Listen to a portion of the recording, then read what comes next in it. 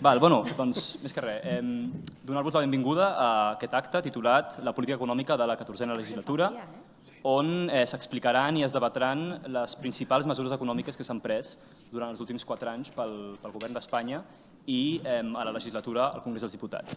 També es farà una reflexió sobre què esperem que pot passar durant la propera legislatura, que, com sabem per les últimes notícies, segurament serà una legislatura on hi haurà molts pactes i possiblement els projectes que un cop s'havien pensat al principi quan es va constituir el govern a finals de l'any passat potser s'hauran de modificar una mica segons l'aritmètica parlamentària. Bé, primer de tot, suposo que molts de vosaltres no ens coneixeu els que hem organitzat aquest acte. Aquest acte està organitzat per Postcrash UPF, que és una associació de la Pompeu, una associació d'estudiants de la Pompeu, que bàsicament té com a objectiu principal promoure entre els estudiants diferents corrents del pensament econòmic de les que s'expliquen a classe. A classe, principalment, els que estudiem economia ho sabem, s'expliquen els models neoclàssics i el debat gira generalment al voltant d'aquests models. I des de Postcrash el que volem és ampliar el debat més enllà d'aquí i crear un espai d'estudiants que puguem debatre qüestions econòmiques des d'altres punts de vista. També volem centrar el debat en aquelles qüestions socials i polítiques que més ens afecten com a ciutadans i, per tant, un acte com el d'avui ens emociona molt organitzar-lo. Bé, faré alguns agraïments que considero importants perquè l'acte no només l'hem organitzat nosaltres. D'una banda tenim el David Palomera, que serà el moderador de l'acte. El David és economista, doctor en polítiques públiques i membre d'Espai 08. Espai 08 és un think tank d'economia que busca contribuir al diàleg interdisciplinar com a forma d'afrontar les transformacions socials i econòmiques que vivim actualment. És un think tank que tenim bastant propers a Postcrash, ja que molts dels membres d'Espai 08 són membres que abans havien estat a Postcrash. Per tant, estem molt contents de tenir-los com a col·laboradors avui. I els podeu seguir als mitjans i les seves publicacions, que són de gran interès. Després també agrair a la facultat, que ens han ajudat a reservar aquest espai i a fer difusió de l'acte. I finalment m'agradaria agrair als ponents, que tenim uns ponents de gran nivell, com són el professor Vicente Ortún, que és professor emèrit de la Universitat Pompeu Fabra i va ser degà de la Facultat d'Economia i Empresa, a la professora Olga Cantó, que és catedràtica de la Universitat Alcalá de Henares i experta en temes d'estat del benestar i economia pública, i també al professor Eduardo Garzón, que és professor a la Universitat Autònoma de Madrid, que molts coneixereu per la seva gran presència als mitjans i el seu esforç en divulgar l'economia entre la societat. Els tres, agrair-los el seu compromís amb la divulgació econòmica, sobretot en un tema tan important com són les polítiques públiques, i que hagin fet un espai en les seves agendes, especialmente a Olga Cantó y a Eduardo Garzón, que han venido desde Madrid, y a los que les agradecemos el esfuerzo. Bueno, res més, us deixo amb el David i espero que gaudiu de l'acte. Gràcies.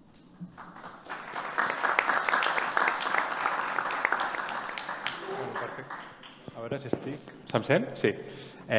Moltes gràcies per la presentació.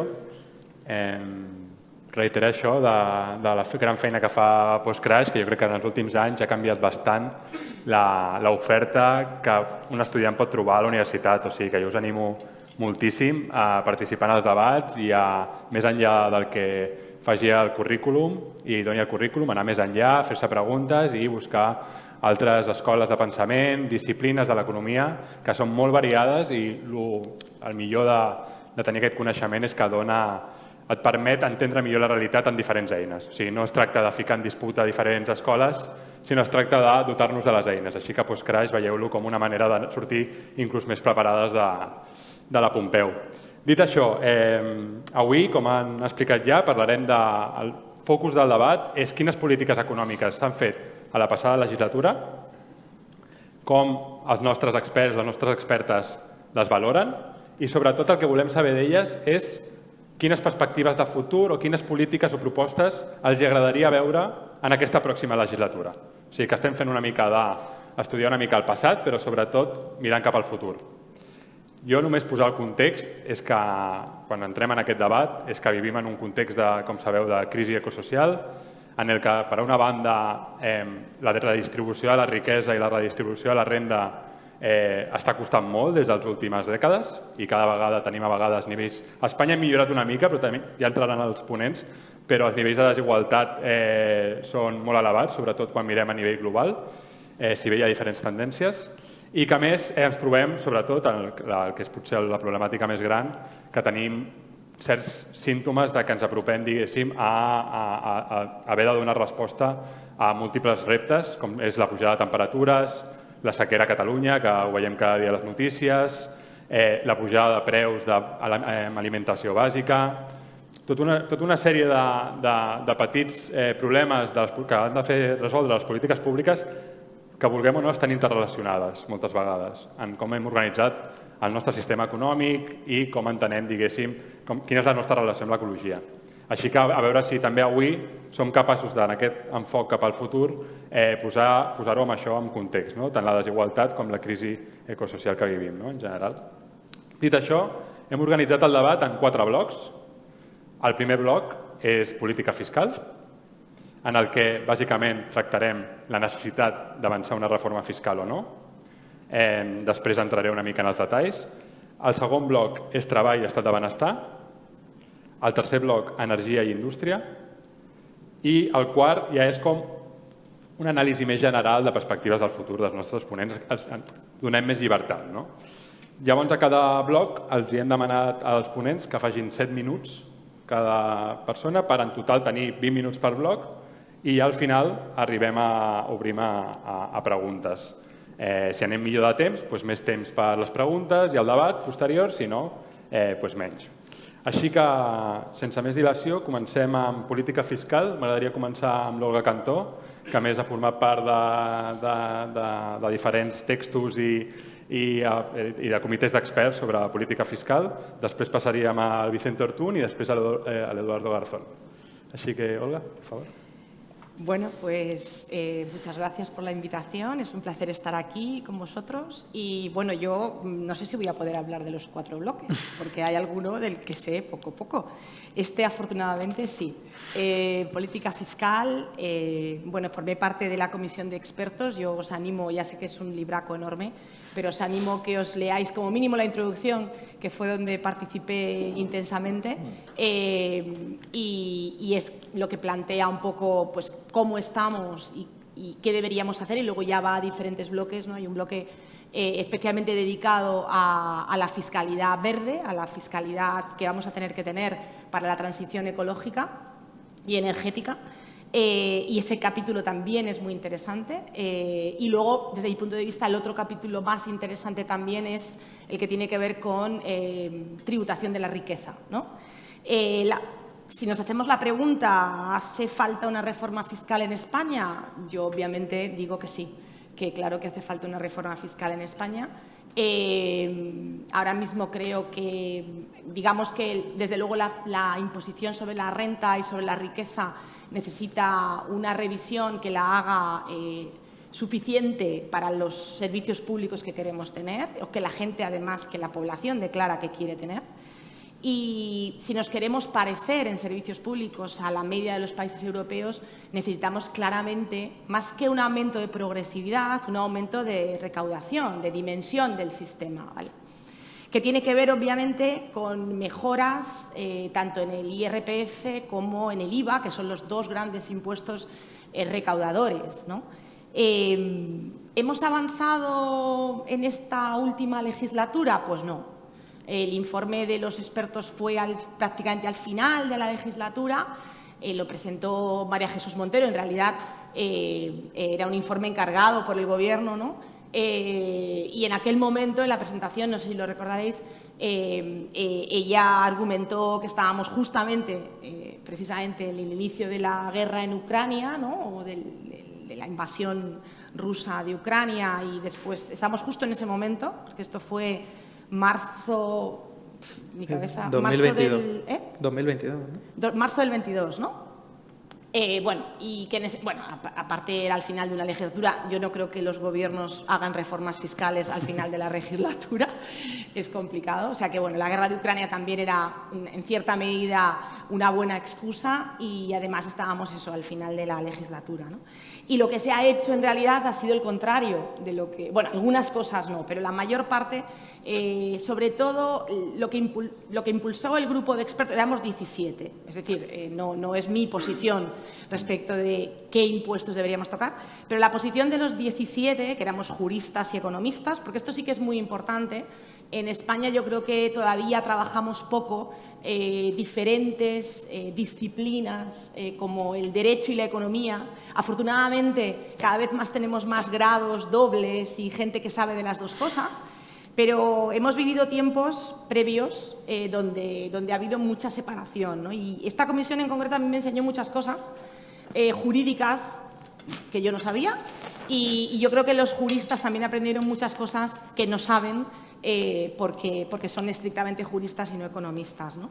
Entonces, volviendo a lo que decía, esencialmente lo que se ha venido haciendo ha sido subir el umbral de tributación. Ahora, en concreto, por la subida del salario mínimo, se ha subido de nuevo el umbral de tributación y justamente lo que recomendábamos era lo contrario. Y creo que es fundamental que entendamos que en la medida en la que queramos que todo el sistema funcione de prestaciones e impuestos, es fundamental que toda la población sea sujeto del sistema fiscal. Es decir, si queremos ser un país que regule bien las políticas públicas en términos de las necesidades de las personas y de las familias, es impepinable que el sistema tenga la información tanto de impuestos como de prestaciones. Y para eso necesitamos precisamente el contrario, que es bajar el umbral de tributación. Y cuando ajustemos las políticas, porque de hecho en el capítulo que elaboró Xavier Lavandeira, que es un profesor catedrático de Economía Aplicada de la Universidad de Vigo, que sabe mucho de imposición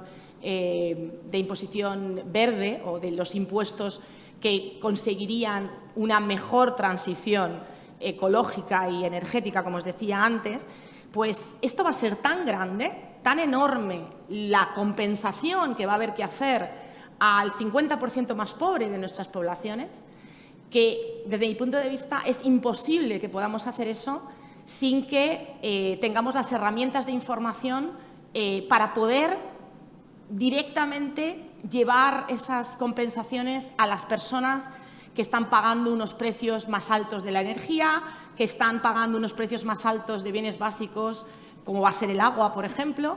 Y en ese sentido creo que el camino está clarísimo, pero hay mucha reticencia, o por lo menos la veo desde el punto de vista político, a esta integración de la información de ingresos y de prestaciones, que sería precisamente que todo el mundo hiciera la declaración, no que alguna gente no la haga y, por lo tanto, ni se beneficie de las desgravaciones, que sí se benefician los que la hacen, ni se pueda regular nada. De hecho, ahí tenemos, justo vengo de una sesión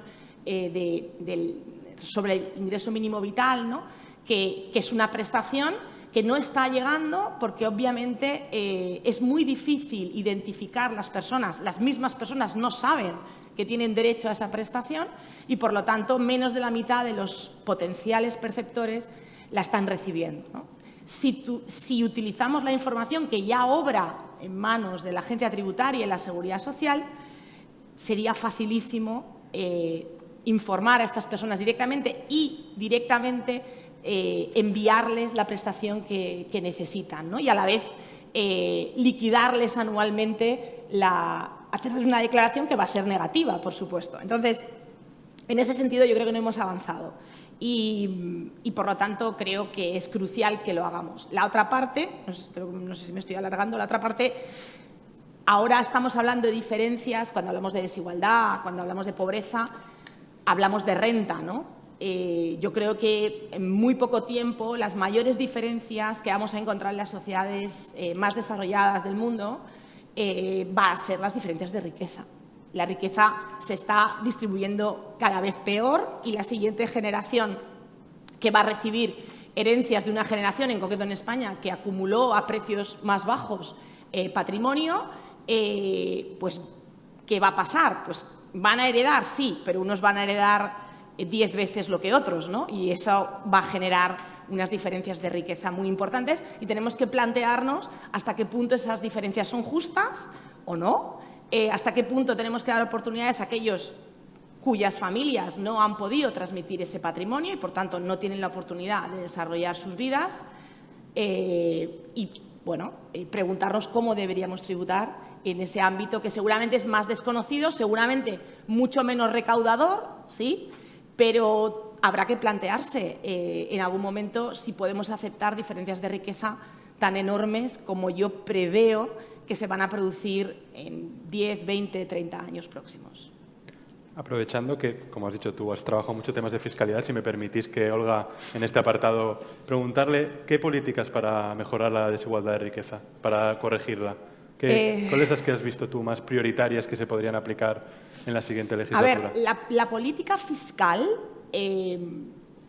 a ver cómo lo digo, la política fiscal es incapaz de revertir las desigualdades de riqueza, ¿vale?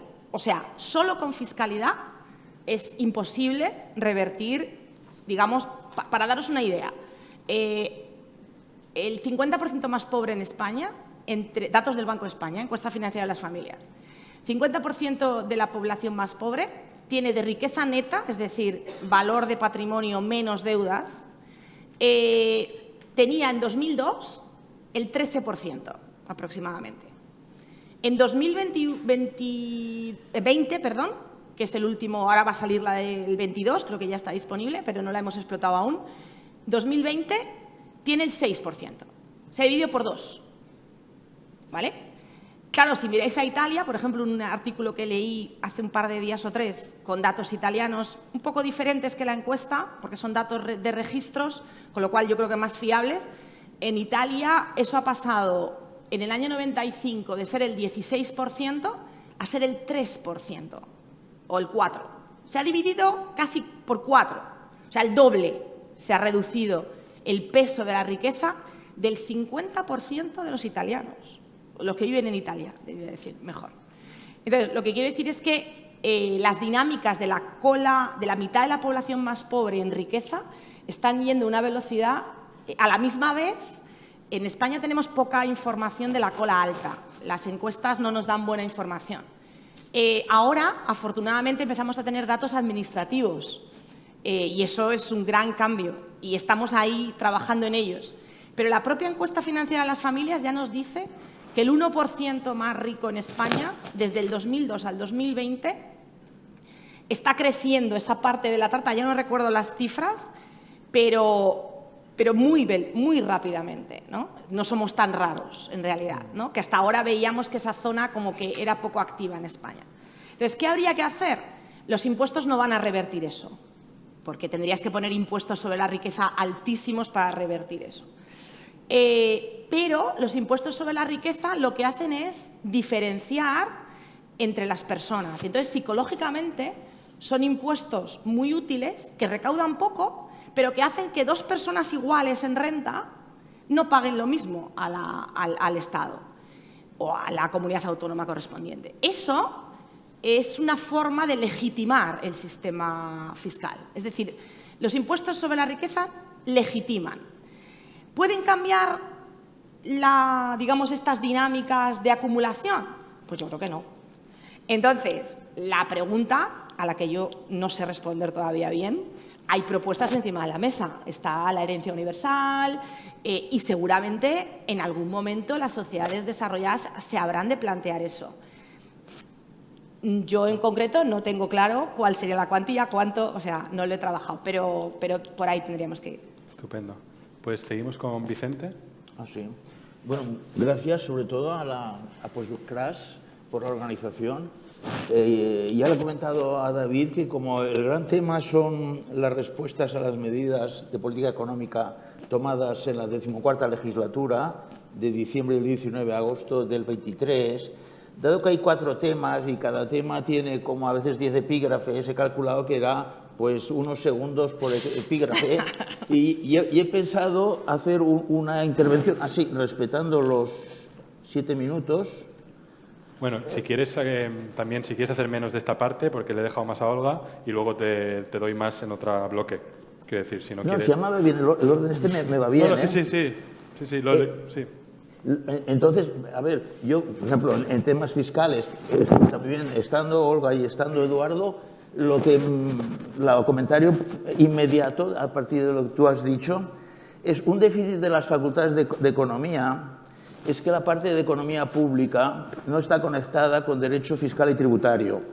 Yo cuando estuve aquí de decano, hace unos 10 años, intenté que se unieran los departamentos de Derecho Fiscal y Tributario. Por ejemplo, Antonia Agulló estaba en la comisión, una de las personas que participa con Olga. Sí. Ahora está jubilada. Espera.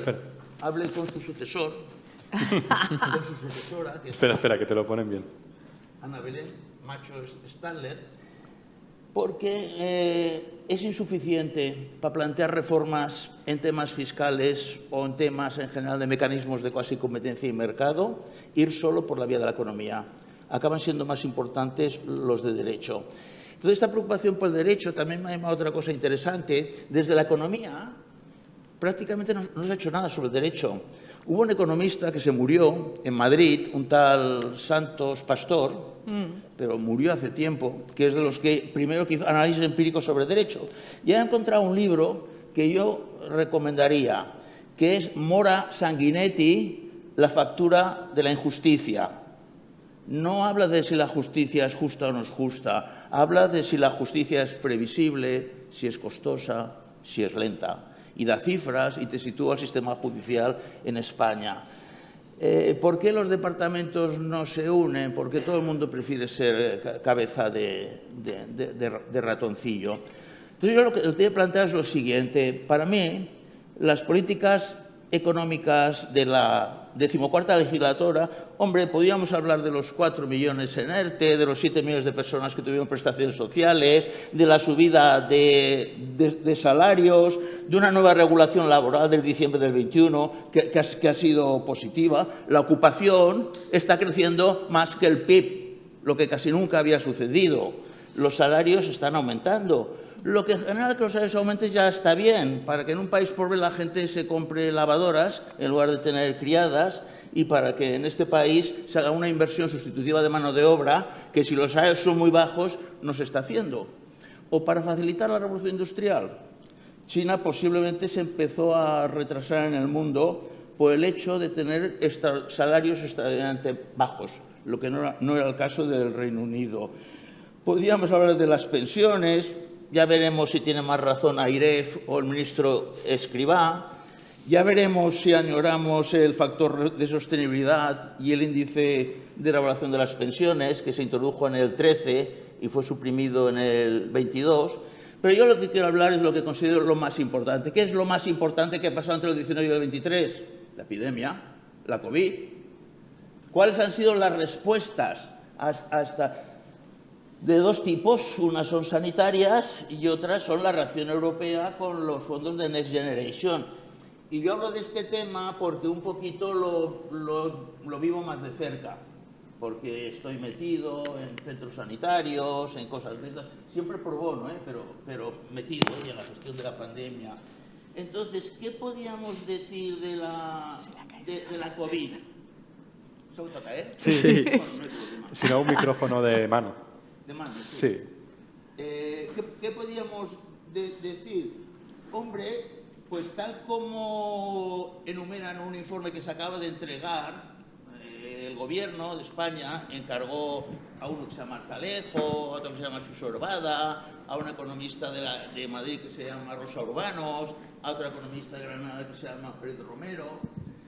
Pues les encargó que hicieran una evaluación. La entregaron en abril del 23. El ministro, que no me acuerdo quién era, no le gustaba y no acusaba recibo.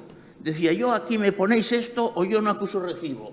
Con el cambio de ministro, la ministra actual, Mónica García, esta sí lo ha aceptado y se ha presentado. La prensa apenas ha hecho eco. Quizá porque dice que la gestión de la pandemia, dentro de todo, fue buena en este país. Cogiendo, es lo que dice el informe, obviamente tienes más éxito si dices que es una porquería, pero claro, hay que procurar decir las cosas como son, ¿no? Sí, claro. En España sí, hombre, perdimos 7,4 meses de esperanza de vida al nacer en el 20, como Holanda, no está mal como Holanda. Respecto al Reino Unido, a la cola, el Reino Unido 9,4, Estados Unidos ni se le ve, 28 meses, 2 años y 4 meses. Pero aparte de este informe, que recomiendo su lectura, saldrá tiene que salir, ya lleva un año escrito, otro libro muy bueno que publicará la Fundación BBVA sobre la respuesta desde el terreno de la ciencia a la COVID. Yo creo que la respuesta, tanto la económica con los ERTEs como la sanitaria, fue aceptable. Ciertamente hubo un 63% de muertos en residencias en la primera ola, eso es una anomalía, pero en grandes indicadores fue aceptable. ¿Por qué? Por varias cosas. Primero, la COVID ha sido una experiencia única de aprendizaje de la humanidad, que ha conocido una aceleración de la ciencia como nunca se había dado, quizá en periodos bélicos, aunque sea una ciencia demasiado covidizada. Por parte del sector público, la respuesta sanitaria implicó un estado de alarma, una recentralización de competencias y lo que más importante es dejar en suspenso la ley de contratos del Estado y los estatutos de la función pública. Eso permite gestionar. ¿Qué es gestionar? Gestionar es descubrir nuevos liderazgos, conseguir que equipos de especialidades diferentes que nunca se hablaba cooperen, rediseñar circuitos, tanto en enfermos COVID como en enfermos no COVID, ampliar capacidad como los chinos de Wuhan, doblar capacidades en intensivos. ¿Me paro? Mira, ya continúo después. Venga. Igualmente, Vicente, lo de los bloques. A ver. Espera, porque no se quita. Espera. Sigo después, ¿no? Sí, tú mismo te has puesto el límite, o sea, que tú mismo te has puesto el alarma, o sea. Es que en 7 minutos, ¿no? Sí, estupendo. Eduardo, por favor. Bueno, pues muchas gracias por la invitación a la organización. También muchas gracias a vosotros y vosotras por estar ahí. Es algo muy importante que estemos en un espacio en el que hablemos de cosas tan interesantes y tan enriquecedoras, ¿no? Tanto de cara a la propia evolución de nuestra sociedad como por nuestro propio conocimiento, ¿no?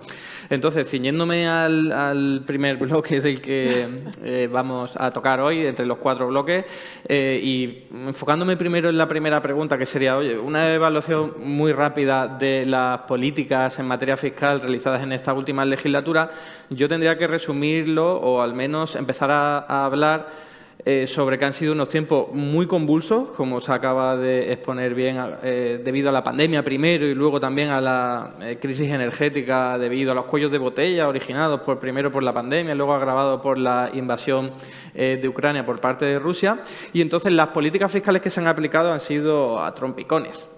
Es decir, yo recuerdo en el año 2019 cuando se estaba hablando de una reforma fiscal en profundidad, recuerdo a Unidas Podemos negociando con el PSOE y de un montón de elementos que parecía que se iban a aplicar, pues muchos de ellos se aplicaron, pero siempre a trompicones y nunca pensando en lo que en un primer momento se había pensado, que era quizás redistribuir mejor la renta y la riqueza, sino que se hizo sobre todo pues como una forma de combatir una situación de excepción, ¿no? Eso explica que hubiese adelantos, en mi opinión, muy bien encaminados, como a agravar la riqueza a través del impuesto de solidaridad a las grandes fortunas, por poner un ejemplo, pero de nuevo respondiendo a una anomalía, a una característica muy especial, que era que se estaba bonificando en la práctica el 100% del impuesto de patrimonio en algunas de las comunidades y iba a ir a más debido al auge de la derecha, ¿no? Con el Partido Popular y con Vox después de las elecciones autonómicas, ¿no? Otras medidas en buen sentido, que sería aumentar los tipos marginales en el IRPF, pero muy poquito, elevar los tipos impositivos de la base de la tributación del IRPF, de la base del ahorro, pero muy poquito. Estamos hablando también de algún incremento en otro tipo de impuestos que podríamos decir, oye, pues ha ido en la buena dirección, o reducción de impuestos como en el IVA, por ejemplo, en la luz, pero de nuevo vuelvo a lo mismo, a trompicones porque la actualidad te lo estaba pidiendo y entonces en realidad no se hizo caso de otro tipo de elementos que estaban recogidos en unas recomendaciones de expertos de política fiscal, pero también en ese pacto entre Unidas Podemos y el PSOE y que de momento han quedado abandonadas, ¿no? Y veremos a ver por dónde van los tiros, que eso es también algo que hablaremos, entiendo, en el cuarto bloque, pero por irme a lo que yo considero que es más importante, una redistribución más equitativa de la renta y la riqueza es fundamental. Es decir, yo cuando hablo de política fiscal y de impuestos y de tributación en general, no me está preocupando tanto la recaudación, lo que se recaude, sino vamos a tratar de reducir las disparidades que hay en renta y patrimonio, sabiendo que, a no ser que te vuelvas muy punky, ¿no? Es decir, un tipo marginal del 90 y pico %, pues es muy difícil que vayas a poder reducir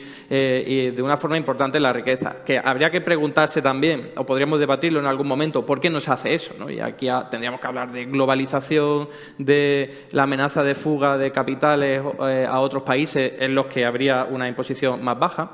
Pero hay un elemento del que, por cierto, ahora se está hablando cada vez más, que tendría que ver con estas exigencias de Junts y de otros partidos nacionalistas, que tiene que ver con la financiación territorial y autonómica en España, ¿no? Algo que lleva aparcado desde el año 2009 y que sería absolutamente conveniente avanzar en las recomendaciones que en su día se dieron, que tampoco eran muy revolucionarias, pero, oye, al menos que haya una cierta homogenización en los impuestos de todas las comunidades autónomas para que no haya competencia fiscal, sobre todo en impuestos de patrimonio, pero también impuestos de sucesiones y donaciones, incluso impuestos de IRPF, y algo más importante que siempre es muy delicado políticamente, que es la solidaridad interterritorial a través del Fondo de Garantía de Servicios Públicos, que ni Euskadi ni Navarra están dentro. Entonces, que son precisamente dos de las regiones más ricas del territorio español. Por lo tanto, eso es una anomalía y, de hecho, algo que viola claramente los principios de solidaridad entendido a nivel territorial, ¿no? Creo que eso sería un buen camino para recorrer. Es verdad que, sin ninguna duda, algo muy polémico, ¿no? Por las cuestiones idiosincráticas, culturales, históricas en nuestro país, pero, desde luego, algo importante, ¿no? Y luego, para ir cerrando un poco ese primer bloque, otro tipo de medidas de carácter fiscal que tendríamos que poner encima de la mesa, ya se ha comentado un poco, pero el mecanismo de equidad intergeneracional, aunque nos habla quizás más del segundo bloque de política social, pero al fin y al cabo es fiscalidad, ¿no? Porque se han aumentado las cotizaciones sociales. Hace poco hemos visto ya, creo que ayer o antes de ayer, muchas noticias de por qué la gente ha cobrado menos en enero y se ha culpado al mecanismo de equidad intergeneracional, y para mí ha sido la medida más mala, más negativa de todas. Yo sé que esto es muy debatible y tal, pero desde mi punto de vista, reducir un poco, porque es muy poco el salario neto que se reduce de los trabajadores o de los asalariados, pero sí se reduce bastante de los autónomos y sí se reduce bastante de los empleadores, cada año muy poquito, pero que va progresivamente creciendo, para dejarlo aparcado en una hucha de las pensiones que ni siquiera sirve para pagar las pensiones extraordinarias, porque de momento está ahí aparcado, o sea, no tiene ningún tipo de sentido económico ni social. Y eso me parece una medida que, en términos económicos, es absurda y en términos políticos es desastrosa, porque te está lanzando a la derecha porque tiene la excusa perfecta para atacar a un gobierno que en otras cosas sí lo ha hecho muy bien, ¿no? Entonces, simplemente por resumir, se han hecho muchas cosas bien, a trompicones, y porque, imagino que también hablaremos en el cuarto bloque, porque las reglas de estabilidad presupuestaria habían sido suspendidas. Si no, seguramente este Gobierno no se hubiese atrevido, con el PSOE en mayoría, no se hubiese atrevido a hacer muchas cosas de las que se han hecho, que se ha elevado el déficit público de una forma muy, muy extraordinaria. Y otras cosas se han hecho mal, como la que he dicho del mecanismo de equidad intergeneracional desde mi punto de vista, otras cosas también de carácter fiscal, pero tampoco merece la pena detenernos, quizás en que ahora mismo se ha vuelto a subir o recuperar el IVA a la luz, que esto puede ser un debate también entre nosotros o luego posterior aquí con el público, porque algunos economistas progresistas, podríamos decir, proponen que sí se recupere el IVA porque es un agujero fiscal de recaudación, ¿no? Pero eso choca con la progresividad del propio impuesto, ¿no? Porque es regresivo y cuanto más lo bajes, más progresivo lo vas a hacer, ¿no? Desde mi punto de vista, la energía es algo que podría estar perfectamente subvencionada de esta forma, y de la recaudación, como a mí no me importa tanto, yo me preocuparía más de esa desigualdad que se genera, me ocuparía a través de otro tipo de figuras impositivas, ¿no? Ahí sí incrementaría, pues, tipos impositivos en el IRPF y otro tipo de tributos que gravan la renta y la riqueza, sobre todo a las rentas más altas, ¿no? Estupendo. Muy bien, pues creo que hemos hecho un recorrido bastante amplio de política fiscal. Yo solo he echado de menos el impuesto mínimo de sociedades, que creo que ese ha sido bastante novedoso.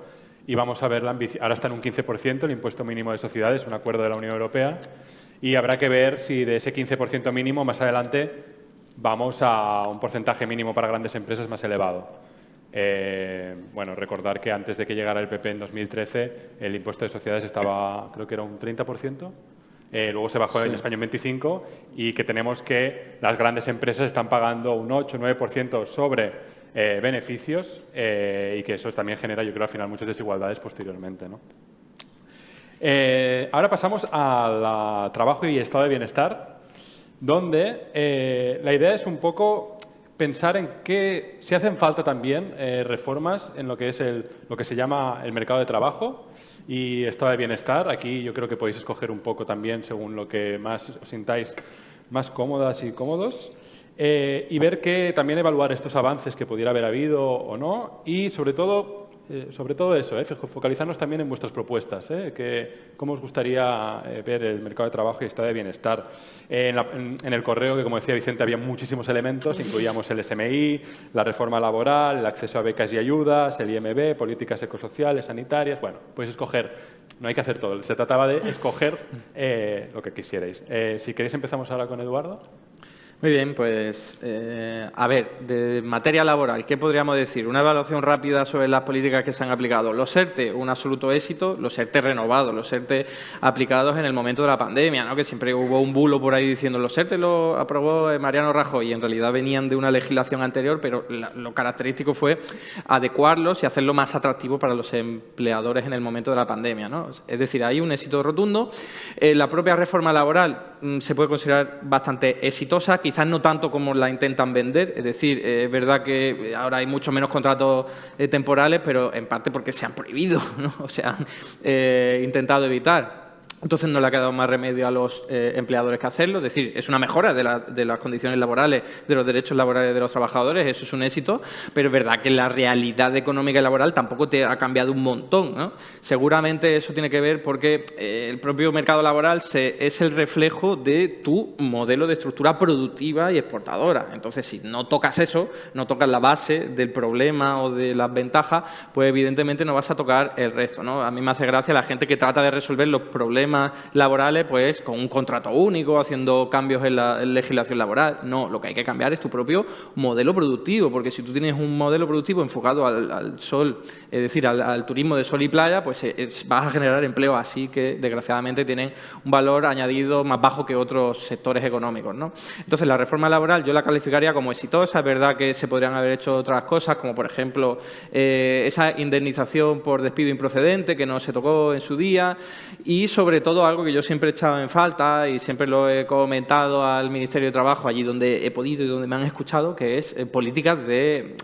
activas de inserción laboral, pero no las típicas a las que estamos acostumbrados a escuchar, de darle formación al parado, de darle capacidades, no. El trabajo garantizado o políticas de creación directa de empleo, ¿no? Es decir, que el Estado se arremangue y diga, oye, aquí hay gente desempleada, vamos a garantizarle un puesto de trabajo. Fijaos que esto en todo el estado del bienestar se hace con la vivienda, de aquella manera, pero la gente dice, necesito una vivienda, y el Estado te la intenta proveer. Ya sabemos que hay un déficit tremendo en nuestro país por eso, pero en otras políticas como, oye, yo quiero educación, el Estado se preocupa de obtenerlo, oye, yo quiero una renta, el Estado se preocupa de obtenerla, yo quiero sanidad, el Estado se preocupa de garantizarla, pero cuando la gente dice yo quiero un empleo, el Estado no se encarga de dar un empleo. Lo único que hace, oye, te voy a dar alguna formación, te intento poner en contacto con los que ofertan el trabajo, pero si no hay oferta de trabajo, da igual lo que formes a la gente desempleada, ¿no? Y eso es, creo, lo que le ocurre a nuestro país, que por el modelo productivo, por otro tipo de cuestiones institucionales,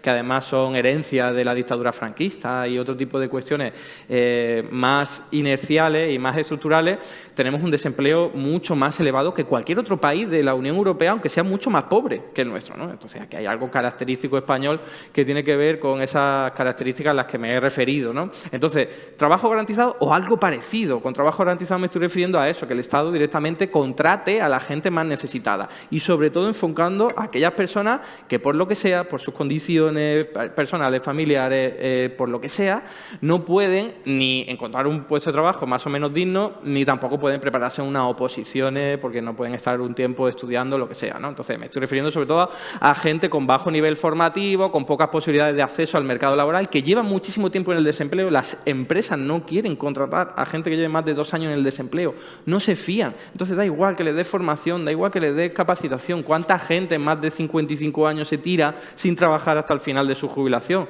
Pues por eso. Entonces, que el Estado se encargue de proveerle un trabajo, no solo una renta, que eso está bien, pero el trabajo es mucho más que eso. Te permite participar en la vida laboral, adquirir conocimientos, sentirte útil, sentirte enriquecido, adquirir habilidades. Es decir, es muchísimo más que recibir una renta lo que te aporta un trabajo, y además, frente al desafío medioambiental y social que tenemos delante, pues, oye, hay un montón de trabajo por hacer, un montón de trabajo por hacer. Otra cosa es que lo queramos filtrar a través de los mecanismos del mercado, que evidentemente no van a ser rentables desde la lógica capitalista, pero sí desde una lógica social y ecológica, ¿no?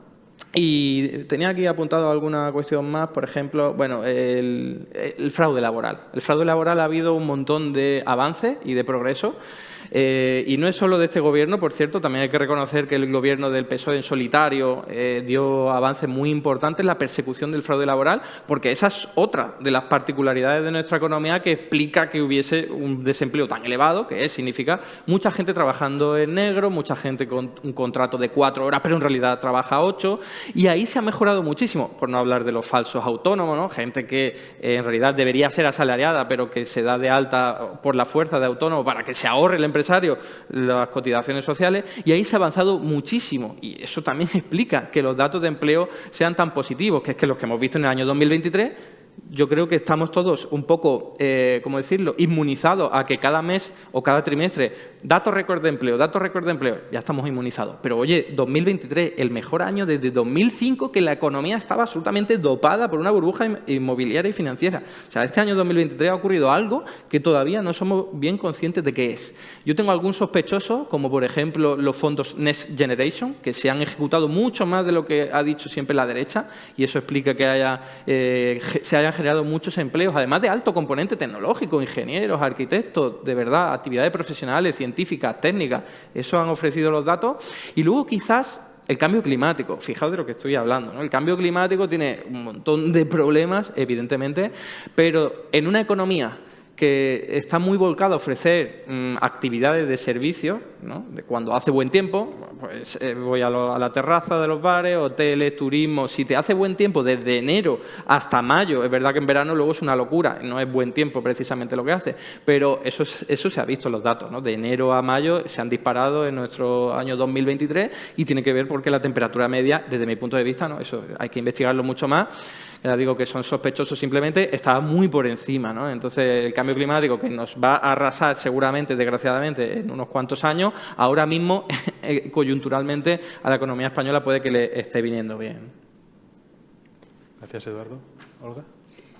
Bueno, pues en este bloque de trabajo y estado del bienestar yo no soy experta, no soy una economista que haya trabajado específicamente en los temas del mercado laboral en particular. Pues voy a discutir un poco algunas de las cosas que ha dicho Eduardo ahora y también complementarlas con las políticas de prestaciones, que seguramente estoy más de acuerdo con un sistema que busque unas prestaciones mínimas, como es el caso de la que tenemos ahora, pero que os decía que está funcionando bastante mal, el ingreso mínimo vital, ¿no?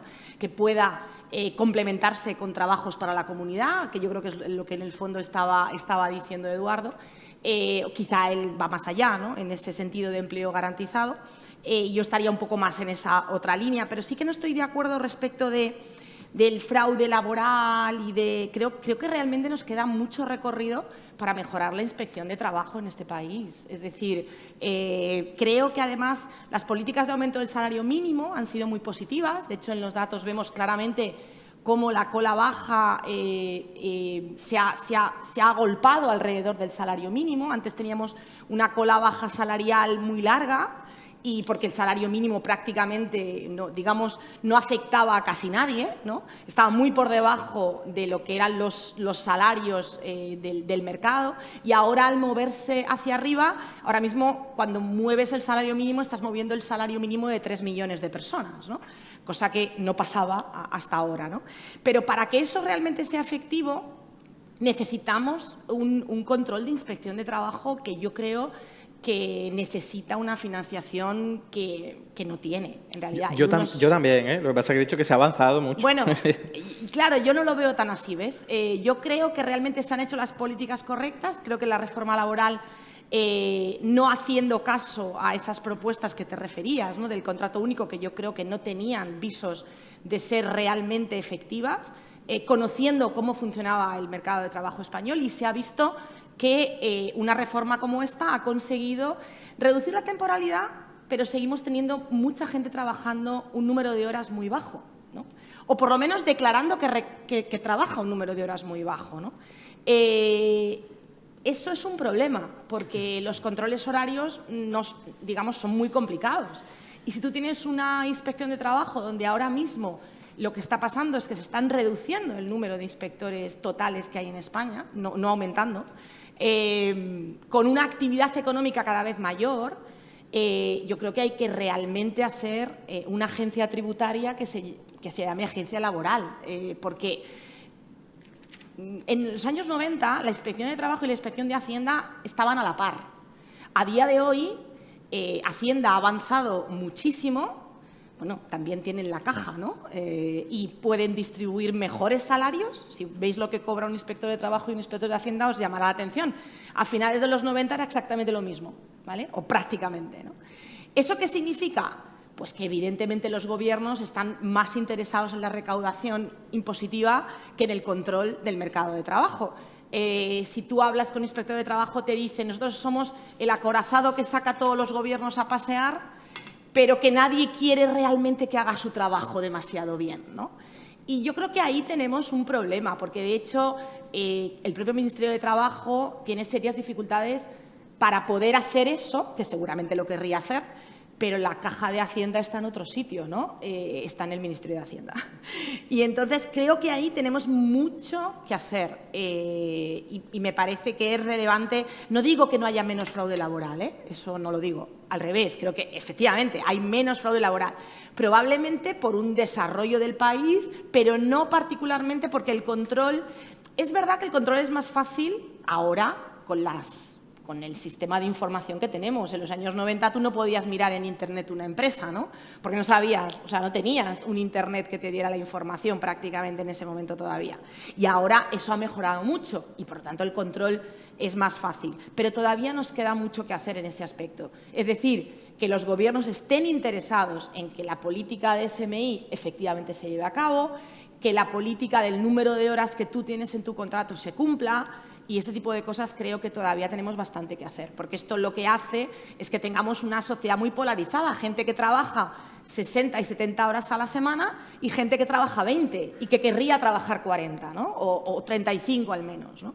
Entonces, de hecho, en este momento, en términos de salario hora, estamos muy bien colocados en el contexto europeo. Estamos por encima de la media. Salario hora medio hablo, si en cambio vas a mirar en el número de horas de trabajo, estamos claramente por debajo. Eso significa que el salario a fin de mes va a ser mucho más pequeño. ¿Por qué? Porque ese salario hora multiplicado por las horas que has trabajado es un nivel de ingresos que no te permite llevar adelante una vida digna, ¿no? En relación con el resto de políticas de estado del bienestar, creo que ya he comentado un poco en política fiscal. Yo creo que la integración de nuevo de impuestos y prestaciones es crucial. Creo que había que tener un ingreso mínimo vital pero que funcione obviamente bien a partir de seguramente esa información cruzada. Pero no nos tenemos que olvidar que lo que cohesiona a la sociedad no es el 10% más pobre. El 10% más pobre es el que más ha sufrido en la gran recesión y en la pandemia. Pero lo que cohesiona a la sociedad es la clase media-baja. Y la clase media-baja es el grupo más grande. Si analizáis, los economistas solemos dividir las clases, a diferencia de los sociólogos, que miran más ocupación y educación, con mucha razón seguramente, porque tiene otras implicaciones. Pero en términos de ingresos, en realidad hay un grupo social muy importante que está por encima del 75% de la mediana y que llega hasta el 125% más o menos, que es un grupo que, por ejemplo, para que os hagáis una idea, en Francia 1 de cada 2 franceses está en ese grupo. 1 de cada 2, el 45%. Esa es la población que hace que seamos sociedades cohesionadas. Ese es el grupo que, si tiene problemas, se producen grandes movimientos sociales, porque es un grupo donde hay muchísima gente en nuestras sociedades, ¿vale? En España, en lugar de haber el 45% como en Francia, hay un 33-34%, ¿vale? Es un grupo mucho más pequeño y por eso tenemos una desigualdad más grande, ¿vale? Ese grupo en concreto sufrió muy seriamente la crisis de 2008 a 2014. Bueno, sobre todo el golpe del 9 y el golpe del 12, ¿no? La austeridad. Y ese grupo perdió tanta gente que se le fue al grupo de clase baja, que ha sido, o sea, desde mi punto de vista, muy poco tenido en cuenta, porque en realidad tú haces una política de cubrir rentas de los que menos tienen, porque son los que están realmente en una situación más desesperada, pero este grupo es un grupo que seguramente tiene trabajo, que seguramente gana poco, que tiene hijos y, por tanto, muchos gastos, y que mira para abajo y ve que a su vecino le ha llegado el ingreso mínimo vital, ¿no? Y él no tiene derecho porque tiene un nivel de renta más alto. Pero es un grupo donde, desde mi punto de vista, se cuece las posiciones políticas más extremistas de derecha, porque de pronto se sienten abandonados. Y ha sido muy golpeado en la gran recesión, a pesar de que lo que se dice, los ERTEs funcionaron muy bien, pero golpearon a mucha gente. O sea, las rentas cayeron. Lo que vemos en los datos es que las rentas cayeron. De hecho, ahora con datos administrativos estamos viendo que cayeron mucho más de lo que nos dice la encuesta de condiciones de vida. Esa es una de las cosas que he contado esta mañana en Cáritas. Y se ve claramente que con datos de la agencia tributaria el impacto sobre la desigualdad es mucho mayor. Con rentas, por lo menos yo digo de verdad, bueno, de verdad en la agencia tributaria. Probablemente haya fraude por ahí que no esté recogido, pero seguramente es bastante interpretable lo que le estaba pasando a esas personas, ¿no? Entonces, ese grupo, desde mi punto de vista, es un grupo donde, de hecho, ya hay estudios que lo correlacionan con el voto a la extrema derecha en varios países europeos. Es un grupo que enseguida se puede sentir maltratado si no, digamos, dirigimos políticas hacia ellos, ¿no? Esto sería como la clase media-baja, que gente que cree que está más... Normalmente cuando les preguntas ellos creen que están un poco más arriba, ¿vale? Pero en realidad están en la clase media-baja. Y es un grupo donde nos jugamos realmente la partida, desde mi punto de vista, respecto de cómo va a ser el bienestar futuro. Estupendo. ¿Vicente? No, yo continuaré. No me meto en el mercado de trabajo porque quizá hay también un problema de oferta. Cuando vas por la calle, por las empresas, encuentras, se necesita planchador con experiencia o sin experiencia.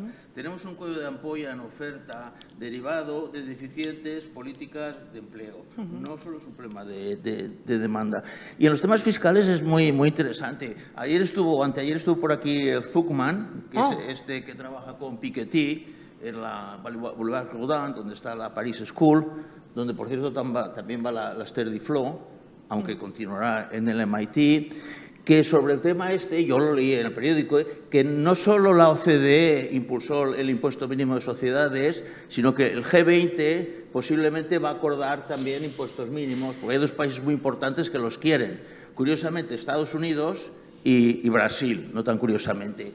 Y en cuanto a los tipos, es divertido la habilidad social, ¿no? Ahora que hablamos de progresividad, yo me acordaba de la canción de los Beatles. Hay una canción que compuso George Harrison que se llama You Are the Taxman. En aquellos momentos, mirad la letra de la canción, porque dice 5 peniques para mí, 95 para ti, o uno. El tipo marginal en el Reino Unido y en Estados Unidos era del 95%, antes de Reagan y antes de Thatcher. Los países cambian. Y no han sido siempre conservadores o progresistas. Suecia, ¿verdad que no suena progresista? Suecia, hasta los años 30, era el país más desigual y más conservador de Europa. Las cosas cambian. Pues las políticas en todos los sentidos. Entonces, yo sigo con lo mío. Las políticas más importantes del 19 al 23 son las derivadas de la respuesta a la pandemia. A nivel de España, la respuesta a la COVID; a nivel de Europa, fondos Next Generation. Estos fondos son el 11% del PIB y tendrán un impacto que a lo mejor será del 1, del 1,5. Yo, la poca experiencia que tengo con los fondos europeos es la siguiente. Vivimos en un país muy garantista, al que hay que añadir la desconfianza de los nórdicos, que es muy extrema en relación a Italia, Grecia, Portugal y España. Tan extrema que cuando, por ejemplo, en una mesa de licitación para una adjudicación, una subvención, hay que enviar a la agencia tributaria, pedir los datos de todos los que se presentan a la licitación y de todos los que están en la mesa. Eso retrasa los procedimientos, que ya de por sí se retrasa mucho. ¿Cuál es el resultado final? Que si quieres instalar paneles solares, es mucho más fácil en una instalación pública que en una privada. Con lo cual, yo preveo que una gran parte de los fondos irán al sector público. Y que, en general, tendrán un impacto, digamos, más keynesiano que transformador. Para transformar, las cosas hay que pensarlas mucho. Ahora, yo estoy en un sitio donde nos presentamos tenemos fondos europeos. ¿Por qué? Pues porque teníamos el proyecto ya preparado y lo pudimos hacer, pero no lo improvisas. Un proyecto transformador no se improvisa. No obstante, muy buena noticia. España es el país más beneficiado de toda la Unión Europea en PERTES junto con Italia. Pero yo sigo con lo mío, con la respuesta a esta... Esperar, Vicente, que tienes esto que te molesta, ¿no? Yo que sé, te lo pongo aquí. Vale. Con la respuesta sanitaria. No sé, si tenéis algún familiar o algún amigo que haya trabajado en el sector sanitario, veréis que su respuesta no tiene nada que ver, obviamente, con los trabajadores del sector público, que muchos de ellos simplemente desaparecieron y permanecieron desaparecidos durante meses. De hecho, algunos todavía no han vuelto. Claro, cuando ves ese comportamiento y ves esa capacidad de gestión, que de hecho fue un alarde clínico, un alarde logístico, un alarde de suministros, un alarde gestor, porque no solo se hizo telemedicina, sino que hay que utilizar los sistemas de control de gestión a tope para prever lo que va a pasar el día que viene y la siguiente que viene, pues llegas a decir, a ratificarte en lo que yo creo. Para el segundo tema, en España la princesa del estado del bienestar es la sanidad. Pero es que una cosa que no sabemos, es la institución que inspira mayor confianza a los españoles. La primera encuesta de preferencias de la Fundación BBVA, diciembre del 22. Pero, y además, otra cosa que no sabemos, mundialmente la sanidad está reconocida por los indicadores que importan, que no es la esperanza de vida al nacer, sino aquello que depende de los servicios. Ocupamos la sexta, la séptima, la octava, la novena posición mundial. Los países mayores que nosotros, que ahora están por delante, son Australia y Canadá. Los otros son países como Suiza, Noruega, Islandia. ¿En qué sector tenemos la octava posición del mundo? Que no sea un deporte individual, el tenis o correr o cosas de estas. En ninguno. Por tanto, ¿por qué lo tenemos? ¿Por qué fue un alarde? Por los estados de alarma. ¿Cómo está el sector sanitario ahora? Ha subido el absentismo muchísimo, las plantillas han subido muchísimo, la gente está muy quemada. ¿Habrá que volver al estado de alarma? En mi opinión, sí. Porque ahora han vuelto los manguitos. Los manguitos son las intervenciones y los controles inadecuados de la gestión pública de este país. ¿Qué hará falta? El estado de alarma es lo que hubo entre el 14 de marzo del 2020 y el 21 de mayo del 20. Hará falta, si no queremos continuar con la hemorragia de voto con los pies hacia el sector privado, hace falta desburocratizar y hace falta despolitizar. Porque, y otra cosa muy importante, si queremos mantener el estado del bienestar, como dije a Adam Smith en la primera página de su libro, lo que hace falta es vigilar la productividad. ¿Y cómo tenemos la productividad en este país? Yo siempre decía que teníamos la productividad estancada. De hecho, la productividad crece, pero no galopa en el mundo. Va creciendo, pero no galopa. Pero leos el informe este, que tiene 200 páginas, yo solo he medido el resumen, el que ha hecho el IBIE, Instituto Valenciano de Investigaciones Económicas, con la Fundación Banco Bilbao Vizcaya Argentaria, que lo llaman, no sé qué, informe sobre, ¿cómo lo deben llamar? Sobre productividad y competitividad, y te encuentras que la productividad total de los factores en España ha bajado un 7,6% desde principios de siglo. Pero es que en general todas las productividades, la del trabajo, la del capital y la total de los factores han bajado. Y el informe da pistas. Capital, mucha inversión en inmobiliario muy poco productiva, recursos humanos, cualificaciones inadecuadas, productividad total de los factores, pues que el resultado total no es más que la suma del impacto de los factores. Y la productividad yo diría que es un problema bastante importante en este país. ¿Por qué es importante? Porque nos van a pasar los del este de Europa todos, pero en poco tiempo. Hungría, Chequia, Eslovaquia, Eslovenia, Polonia. Es obvio, porque ellos sí que están teniendo aumentos de productividad. También tienen poblaciones más educadas. No pasa nada, vas perdiendo posiciones relativas en el mundo. Pero si quieres que el sistema de bienestar sea sostenible, hay que mejorar la productividad. Y no es un problema de PIB, es un problema de bienestar. Porque cualquier indicador de bienestar que escojas, puedes escoger el más antiguo, que es el Human Development Index, que lo tienen desde el 90, puedes coger el que hace la Unión Europea, el que se llama el Regional aquel, puedes coger el que hacen... Hay varios. Pero no hay bienestar si no hay aumento de productividad. Entra en todos. Y aquí aprovecho que estamos en post-crash. Ya sabéis el economista que más ha hecho para desarrollar indicadores de bienestar. Es una persona que se llama Amartya Sen. Amartya Sen es un economista, yo es el que utilizo para reconciliar a la gente con la economía. Es el economista que sabe sánscrito y matemáticas. Hay mucha gente que solo sabe sánscrito o solo sabe matemáticas. Economía es ciencias y letras.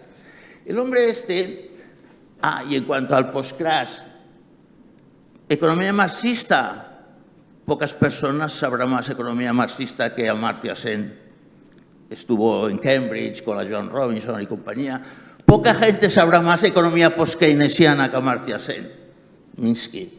Poca gente habrá que sepa más economía, digamos, ecológica que Amartya Sen. Joseph Corregan, incluso el Martínez Alié de aquí. Poca gente.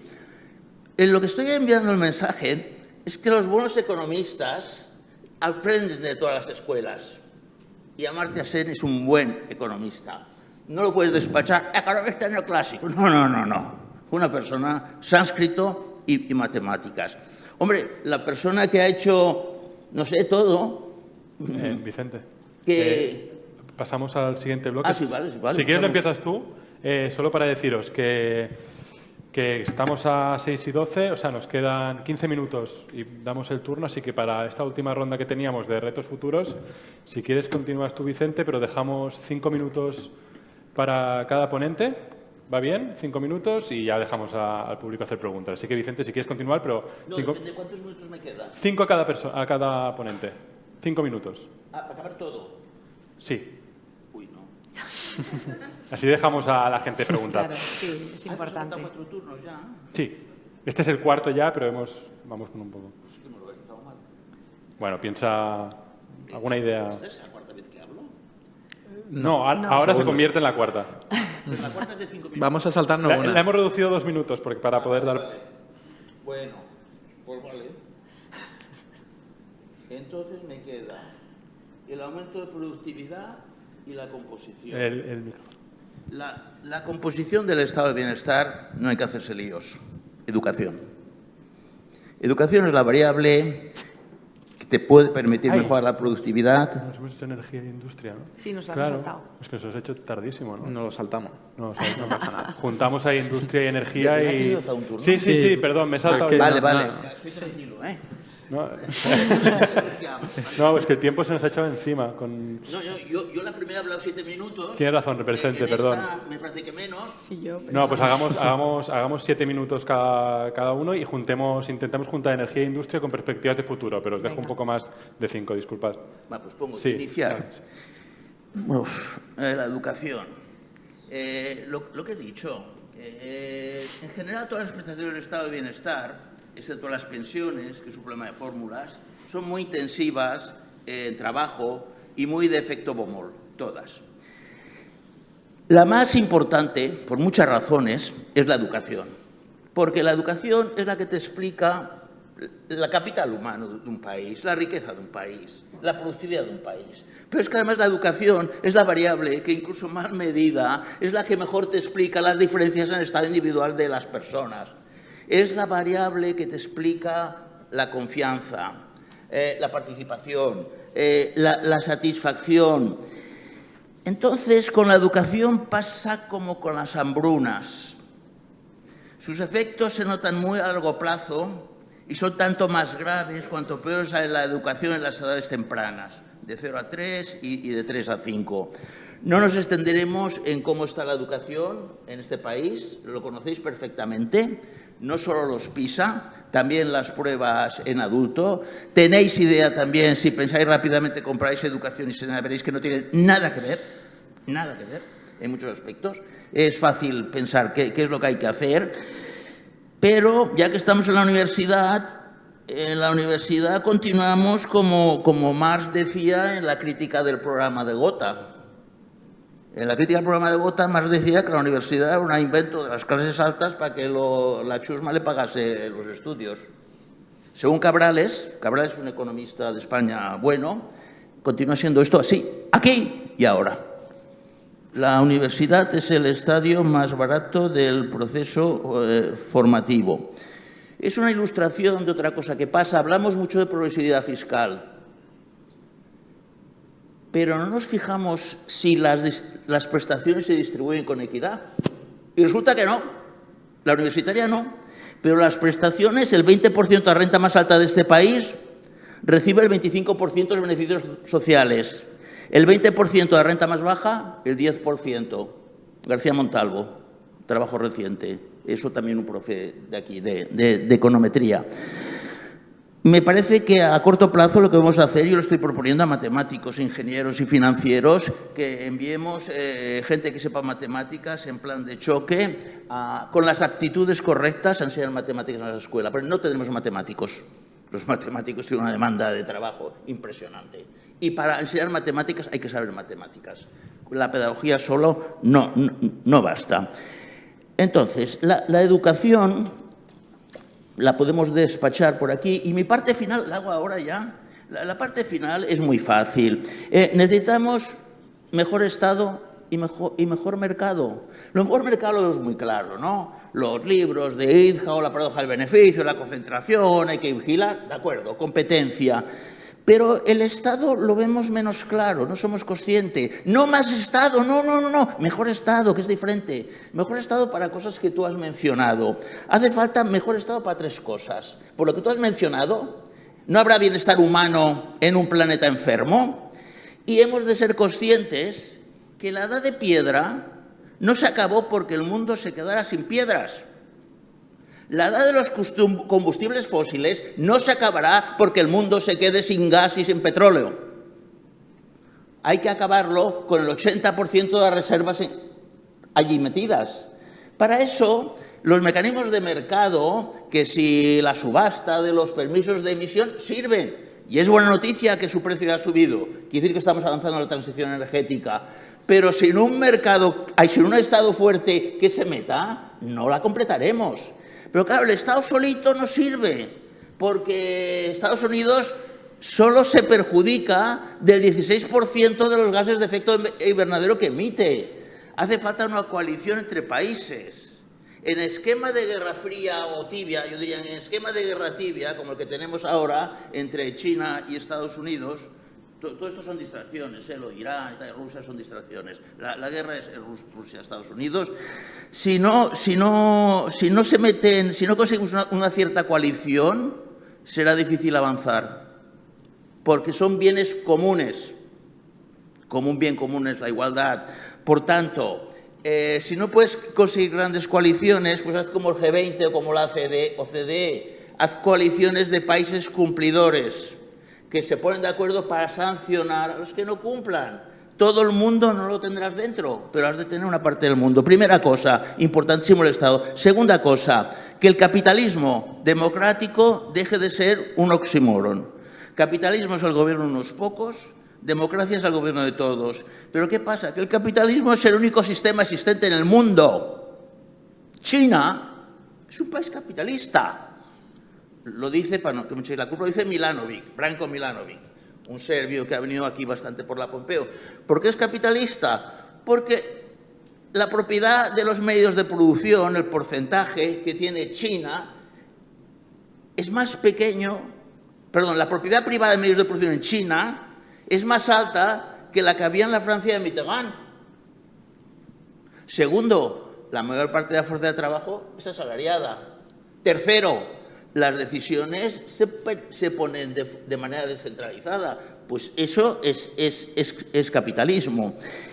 Y hace falta tener transición del Estado para una cosa muy importante. Ya sabéis que ahora la innovación tecnológica gorda que tenemos es la inteligencia artificial. El chat GPT está muy bien, la versión de pago un poco mejor, pero la inteligencia artificial de verdad es la de las redes neuronales.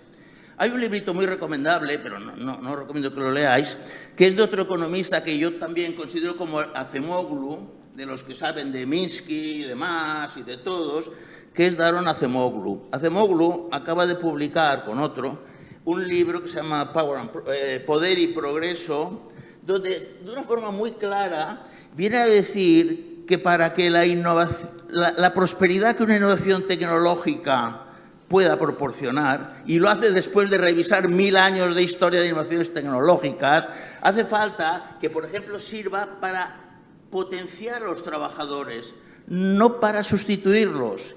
Y en esto, conclusión de Acemoglu, que no es ningún sindicalista de izquierdas, hace falta que los trabajadores, y no sé si es el 50%, tengan poder. Si no hay poder, eso no será así. Y esto obviamente conecta con la tercera gran cosa, que es un gran papel del Estado, que es la desigualdad. Desigualdad, si no te quieres que te aumente, lo que tenemos entre manos es el tema de inteligencia artificial. Y después tenemos en mano lo de siempre, ¿no? Que es una desigualdad creciente desde los años 80, que no es porque es que la igualdad, me ha gustado mucho esas cifras, es que la desigualdad te impacta en el crecimiento. Y la desigualdad te impacta en el bienestar. Para estas tres cosas hace falta mejor Estado. En este país, ¿qué tal calidad tenemos del Estado? Mala. Igual que cuando miras productividad, has de mirar estadísticas económicas, cuando miras calidad del Estado, has de mirar el World Management Survey, lo del Banco Mundial, el Transparency, la Quality of Life, y tenemos en este país un deterioro institucional notable. Gracias. Y a la baja. Entonces, mejorar el Estado no es fácil. Y nadie lo tiene en la agencia. Todo el mundo tiene la agencia pública, más. No, por favor. Digitalicemos los juzgados y echemos a los funcionarios que pululan por ellos. Vale, cerramos con esto. No es broma, pero... Hombre, no es broma, es broma. Te hago broma, Vicente, pero sí que yo creo que para las preguntas podrás... Acabar en positivo, hombre. Vale, va. Que hay que hacerlo, que España no saca buena nota, que necesitamos más agencias independientes como la IREF, y vosotros que sois economistas, hay que aprovechar que la ciencia económica tiene unos análisis empíricos que se han vuelto creíbles y hay una disponibilidad de datos como nunca la ha habido en la historia. O sea, la oportunidad existe para mejorarlo, pero hay que ponerse a ello. Sí. Estupendo. Gracias, Vicente. Había pensado en Olga y luego ya terminas, Edu. Bueno, hemos mezclado muchos temas. Yo me voy a centrar en algo relacionado con la educación y con la productividad, ¿no? Yo creo que realmente hay dos cosas para mejorar la productividad que se tienen que abordar. La primera cosa, creo que lo has dicho tú, Vicente, los rendimientos del capital no productivo tienen que tributar a otro nivel, para que la gente no invierta en vivienda, o sea, no compre vivienda con su ahorro, tienen que tributar a más de un 10% que están tributando hoy. Capital no productivo, también lo decimos en el comité de expertos, que la tributación del capital ha de aumentar sobre todo y especialmente el capital no productivo, para que puedas tener ahorro a dedicar a esa oferta de empresas que puedan tener actividad en sectores en los que deberíamos ser mucho más punteros de lo que somos, ¿no? Yo creo que por ahí van los tiros. Y el segundo va relacionado con la educación, pero el gran problema no es la universidad, Vicente. Para nada. Te equivocas. Porque cuando mides regresividad y progresividad, hay que tener cuidado en que lo mides. Es decir, una política como la universidad, claro que es regresiva en todos los países del mundo. Porque en la universidad, por más esfuerzo que hagan los estados en promocionar a las clases bajas, es muy difícil que lleguen igual que las clases altas, porque las clases altas por defecto van a la universidad. ¿Eso significa que debemos cobrar las universidades al estilo de lo que hace el Reino Unido y Estados Unidos para tratar de que participen más las clases bajas? No, eso no funciona, lo sabemos que no funciona. Lo que tenemos que hacer es reducir uno de los grandes problemas y una de las grandes semillas que llevamos ya, yo diría que al menos 10 años, con niveles de segregación educativa por origen social creciente. En España, en este momento, en Cataluña y en Madrid, tenemos un sistema de acceso a los colegios públicos y concertados, es decir, financiados con fondos públicos, que están promoviendo la entrada a determinados colegios a personas de origen social alto y enviando a otros colegios a personas o niños, hijos de familias de origen social bajo. Y en concreto, Madrid en este momento tiene más segregación educativa por origen social que Hungría, que es el país más segregado de Europa. ¿Eso por qué? Eso no cuesta dinero. Ahora mismo tú cambias la norma de entrada en los colegios y la segregación se reduce en 5 años. Evidentemente no es nada popular, pero no cuesta dinero. Cuesta cambiar el acceso a los colegios. Y eso, Vicente, va a ser la gran factura que pagaremos a futuro. Porque lo que se está produciendo es una polarización, precisamente, en cuanto a la calidad educativa. La calidad educativa se debe desarrollar, pero no se puede desarrollar cuando todos tus compañeros son de nivel educativo bajo. Porque el efecto compañero es fundamental y la escuela lo que hace es igualar. Y los que pasamos por la escuela en los finales, en mi caso, finales de los 70 y durante todos los 80, no estábamos en escuelas ni mucho menos tan segregadas. Y por eso, clases sociales de hoy, gente que tiene 40, 50 años, que pasó por esas escuelas, puede venir de origen social bajo, pero ha encontrado la posibilidad de llegar a la universidad. Eso va a dejar de pasar en la medida en que estemos creando colegios gueto, como ya existen.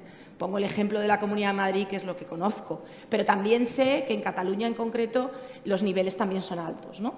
Quizá un poco por otras razones y con una dinámica distinta. En Madrid lo que ha tenido es una aceleración bestial de esa segregación en los últimos 10 años, mientras que Cataluña ya la tenía y la progresión es más lenta en Cataluña. Bueno, eso es un problemón a futuro y eso es un coste que pagaremos a futuro. Pero no les podemos enseñar matemáticas a niños que no han desayunado y que no tienen posibilidad de comer, excepto que haya comedor. Y que no les ayudan su vecinito que está sentado en el pupitre al lado de él porque es igual que él. Si no evitamos eso, que evidentemente tiene un coste político enorme, porque los padres de origen social medio y alto no van a querer que se haga esa reforma, ya os lo digo, no van a querer, pero el gobierno que se arremangue con eso, le tendremos, si se arremanga alguno, le tendremos que agradecer la productividad de los futuros próximos 20 años. Yo creo que no se van a atrever, desgraciadamente. Espero que a alguien se le ocurra la buena idea de hacerlo, porque creo que si no, realmente vamos a tener un problema social muy, muy pronto. Ya llevamos más de 10 años con niveles de segregación muy altos. Y termino ya, esas son las dos cosas que quería decir. respecto de la productividad, que tienes mucha razón, pero esas son las vías para mejorarla.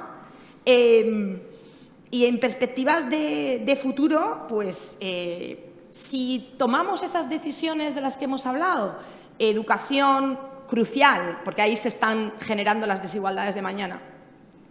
Si somos capaces de unir impuestos y prestaciones para que las ayudas, que no van a ser solo para reducir la desigualdad, van a ser para reducir el impacto de la factura energética y ecológica futura.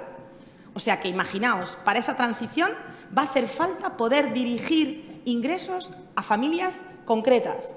Y eso no lo sabe hacer el Estado. ¿Por qué? Porque no tiene la información, esencialmente. Bueno, no tiene. Sí que la tiene, pero no la ha unido, quiero decir. La tiene un ministerio y otro, pero no la tienen la misma base. Ahora mismo la AIREF está explotando esa base de datos, pero con esa base de datos no se están liquidando las declaraciones de renta a todo el mundo. Y eso va a haber que hacerlo, porque va a haber que hacerlo para la transición, ¿no? Si hacemos eso, tenemos un futuro muy diferente, que si lo que hacemos es seguir aumentando el umbral de tributación, si lo que hacemos es no atender la segregación social en los colegios, que está siendo bestial, el futuro será muy diferente. Entonces, dependiendo de lo que hagamos, lo que haga este Gobierno en este momento, y bueno, hablo de este Gobierno y los gobiernos autonómicos, no nos olvidemos. En educación las competencias son del Gobierno autonómico, con lo cual, en mi territorio es la Comunidad de Madrid, en el vuestro es la Generalitat de Cataluña, que tome una decisión o no respecto a segregación educativa va a marcar el futuro del país. Desde mi punto de vista, estos dos puntos son verdaderamente cruciales. Estupendo. Gracias por también la brevedad. Eduardo. Pues muy bien, recuerdo que el tercer bloque era de política industrial y política energética y el cuarto de futuro, y creo que se pueden combinar muy bien, porque ¿qué nos espera en el futuro? Y yo ya he hecho alguna mención antes. Un cambio climático que va a cambiar todo, pero no solo el cambio climático, sino también una crisis ecológica en el sentido amplio. No es solo que tengamos un problema de calentamiento global o cambio climático, sino que también vamos a tener un futuro, y ya lo estamos teniendo, de pérdida de biodiversidad, de problemas de vertidos y de contaminación, de espacios que van a ser prácticamente imposibles de habitar. Entonces, a mí la productividad me da igual. Yo creo que hemos llegado al siglo XXI con unas fuerzas productivas y tecnológicas absolutamente impresionantes, que son también la causa de que nos estemos enfrentando al abismo ecológico. Entonces, yo no quiero preocuparme por ser cada vez más productivo y cómo utilizamos mejor las máquinas y las herramientas para ganar más productividad y seguir produciendo, utilizando más recursos naturales de una forma absolutamente intensiva y contaminante. No, yo creo que ya nos hemos pasado el juego y, de hecho, no lo hemos pasado, sobre todo, obviamente, en las economías más desarrolladas. Lo que ahora tenemos que hacer es repartir y redistribuir la renta y la riqueza, e incluso bajar en el consumo de recursos naturales y de contaminación, porque si no, este planeta va a ser totalmente inhabitable, ¿no? Más allá de las consecuencias sobre otro tipo de especies animales. Por lo tanto, en política energética, política industrial, todo encaminado a eso, al cambio climático. ¿Qué es lo que necesitamos hacer? Por supuesto, fomentar la transición ecológica hacia las renovables, hacia todo lo que sea la electrificación, hacia un transporte, porque al final lo que más emite dióxido de carbono es el transporte, sobre todo el marítimo, pero también el aéreo. Eso es algo que hay que abolirlo, o al menos reducirlo a sus mínimas consecuencias, ¿no? A un tamaño absolutamente pequeño. Y como eso, muchísimas otras medidas que se pueden tomar, algunas muy pequeñas, pero que van sumando, y lo que ocurre es que estamos reaccionando de una forma muy lenta. Y, por supuesto, la transición ecológica genera también problemas sociales, lo estamos viendo ahora, ¿no? Con las protestas del campesinado en Europa. Eso tiene que ver con políticas de transición energética, aunque también tiene que ver con políticas neoliberales, el acuerdo del Tratado de Libre Comercio con Mercosur. Pero, oye, es que nos estamos enfrentando a un escenario que es nuevo, es totalmente nuevo, el ser humano nunca se ha enfrentado a él, y si seguimos haciendo lo mismo que antes, estamos totalmente perdidos, y ya lo estamos, en el sentido en el que en el año 2022 y 2023 nunca se habían registrado unos récords tan absolutos de temperatura. Entonces, todo lo que tenga que ver hacia ese sentido es necesario, y aquí hago ya el complemento o el matiz, que es, si dejamos que la iniciativa privada haga lo que quiera para conseguir el máximo rendimiento de su capital, no lo vamos a conseguir. O sea, esto a través de los mecanismos de mercado es imposible. Las empresas están buscando rentabilidad. En lo lógico funcionan así. Ni siquiera estoy haciendo un juicio de valor en este punto. Lo que ocurre es que no se van a preocupar del medio ambiente, de las especies animales, no se van a preocupar de la capa de ozono, de los equilibrios ecosistémicos. Así que esto tiene que estar absolutamente planificado, regulado. Así que no hay que tener medias tintas aquí. Necesitamos planificación pública en todo este tipo de cuestión de transición ecológica. Y como muestra un botón muy reciente en Francia, que se vivió también la crisis inflacionaria como la vivimos en todo el mundo, allí había una diferencia con respecto a España, y era que tenían una empresa energética muy potente y pudieron decir, en el año 2022 la factura energética solo va a subir, bueno, la factura eléctrica solo va a subir un 4%. Y ya está. ¿Vale? Aquí en España no teníamos los instrumentos para poder hacer algo así. Tuvimos que pelearnos con la Unión Europea para poner un tope al gas que estuvo bien, pero era simplemente un parche. Es decir, que si tú al fin y al cabo tienes un Estado que no tienes herramientas para funcionar, eso no es un Estado, es otra cosa, porque al fin y al cabo no puedes intervenir en la planificación de la actividad económica, ¿no? Entonces yo creo, por terminar ya con esto, que habría que orientarlo todo hacia esa transición ecológica, porque de verdad que lo que nos espera es mucho más grave de lo que nos podemos imaginar. O sea, todos los expertos en este tema dicen, esto va mucho más rápido de lo que ya preveíamos que era demasiado rápido, ¿no? Entonces, no soy un experto en esto, insisto, pero cada vez estoy leyendo más porque creo que nos empuja los acontecimientos a ello, y todos coinciden en que esto se hace a través de lo público, pensando en un reparto equitativo de los recursos y sobre todo en una especie de decrecimiento, pero no un decrecimiento económico en el que todos vayamos a vivir peor, sino en un decrecimiento de recursos naturales, de vertido de residuos, de contaminación, y de una forma lo más equitativa y redistributiva posible. Estupendo. Pues muchas gracias a los tres por estos apuntes finales. Antes de pasar al público, añadir aquí tal vez que también uno de los problemas principales con la crisis ecológica es que nos hemos dado cuenta de que uno de los problemas que tenemos con la economía es que intentamos medirlo todo a términos monetarios. Y cuando hablamos de productividad, muchas veces somos incapaces incluso de saber, cuando medimos el trabajo, la productividad del empleo público, muchas veces se mide a coste. No podemos medir cómo una enfermera hace su trabajo y todo. O sea, que con tanta tecnología que tenemos, tan inteligentes somos, ¿no? Aún somos incapaces de poder medir la productividad en lo que vale, ¿no? Ahí hay una clave, efectivamente. O sea, que tal vez a veces es como cambiar también cómo vemos las cosas ahí. Yo creo que todos los discursos podrían ir juntos. Bueno, pasamos a turno de preguntas. No sé cómo sabéis que tenemos micrófono. Pues si voleu fer preguntes, comentaris, si són comentaris més breus, sisplau, però... Les hemos asustado. Gracias. Se ha hablado de decrecimiento en este último punto, has hablado de que estabas leyendo más. ¿Podrías recomendar alguna cosa que creas que es particularmente interesante? Recogemos una serie de preguntas. Va, animeu-vos. Mira aquí. Respecto al cambio climático, sobre todo referido a la pregunta, por ejemplo, de las migraciones masivas que se han planteado. Hay un libro de Gaia Beans que se llama Nomad Century, que habla un poco de la idea de dentro de X años no se podrá vivir por debajo del paralelo 44, esa idea de las migraciones masivas, sobre todo aquí en España, por ejemplo, que tenemos grandes afectaciones respecto al polo sur, por ejemplo, en Andalucía y en la productividad de la zona. Y sobre todo era preguntaros cuáles son las perspectivas de futuro respecto al sector trabajo, el sector de turismo, sobre todo aquí en España, siendo un país garantista, como habéis dicho antes, con esta idea de migraciones masivas hacia el norte y hacia los trópicos, por así decirlo.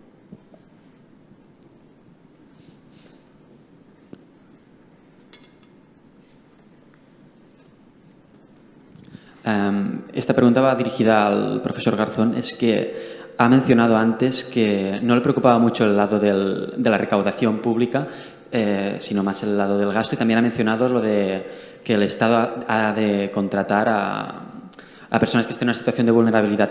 ¿Cómo casan estos dos lados sin generar un déficit escandaloso? Y además, ¿en qué sectores se les contrataría para no generar un problema de baja productividad? Vale, queda una ahí atrás y una aquí. Recogemos estas dos y luego hacemos otro turno, ¿vale? Que con respecto a lo que dijo Olga sobre la segregación en los institutos y colegios, que si piensas que además de solamente en el ámbito de la educación puede afectar como un efecto dominó en cualquiera de los otros aspectos económicos de que conforman a la economía en general. No he entendido bien. ¿Puedes repetirla? De la segregación, sobre lo que hablaste de la segregación, Sí. que enfocaste bastante bien lo de la educación, pero a lo mejor hay algún otro ejemplo de algún otro aspecto de la economía que pueda verse afectado por esto, porque siento que no solamente la educación puede verse afectada, sino que al final hay otros sitios que les toca como por eso. Gràcies. I quedem si allà darrere de tot. Estàs...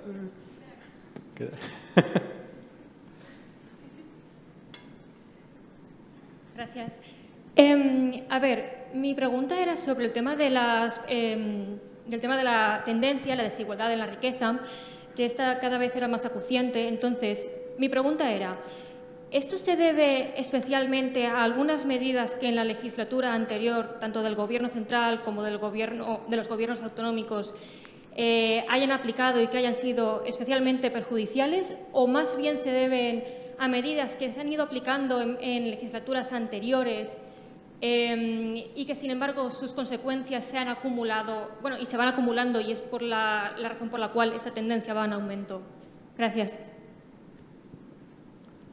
Pues si queréis, podemos empezar. ¿Queréis todos responder un poco? Así que, Olga, si quieres empezar y luego acabamos con Vicente. Vale.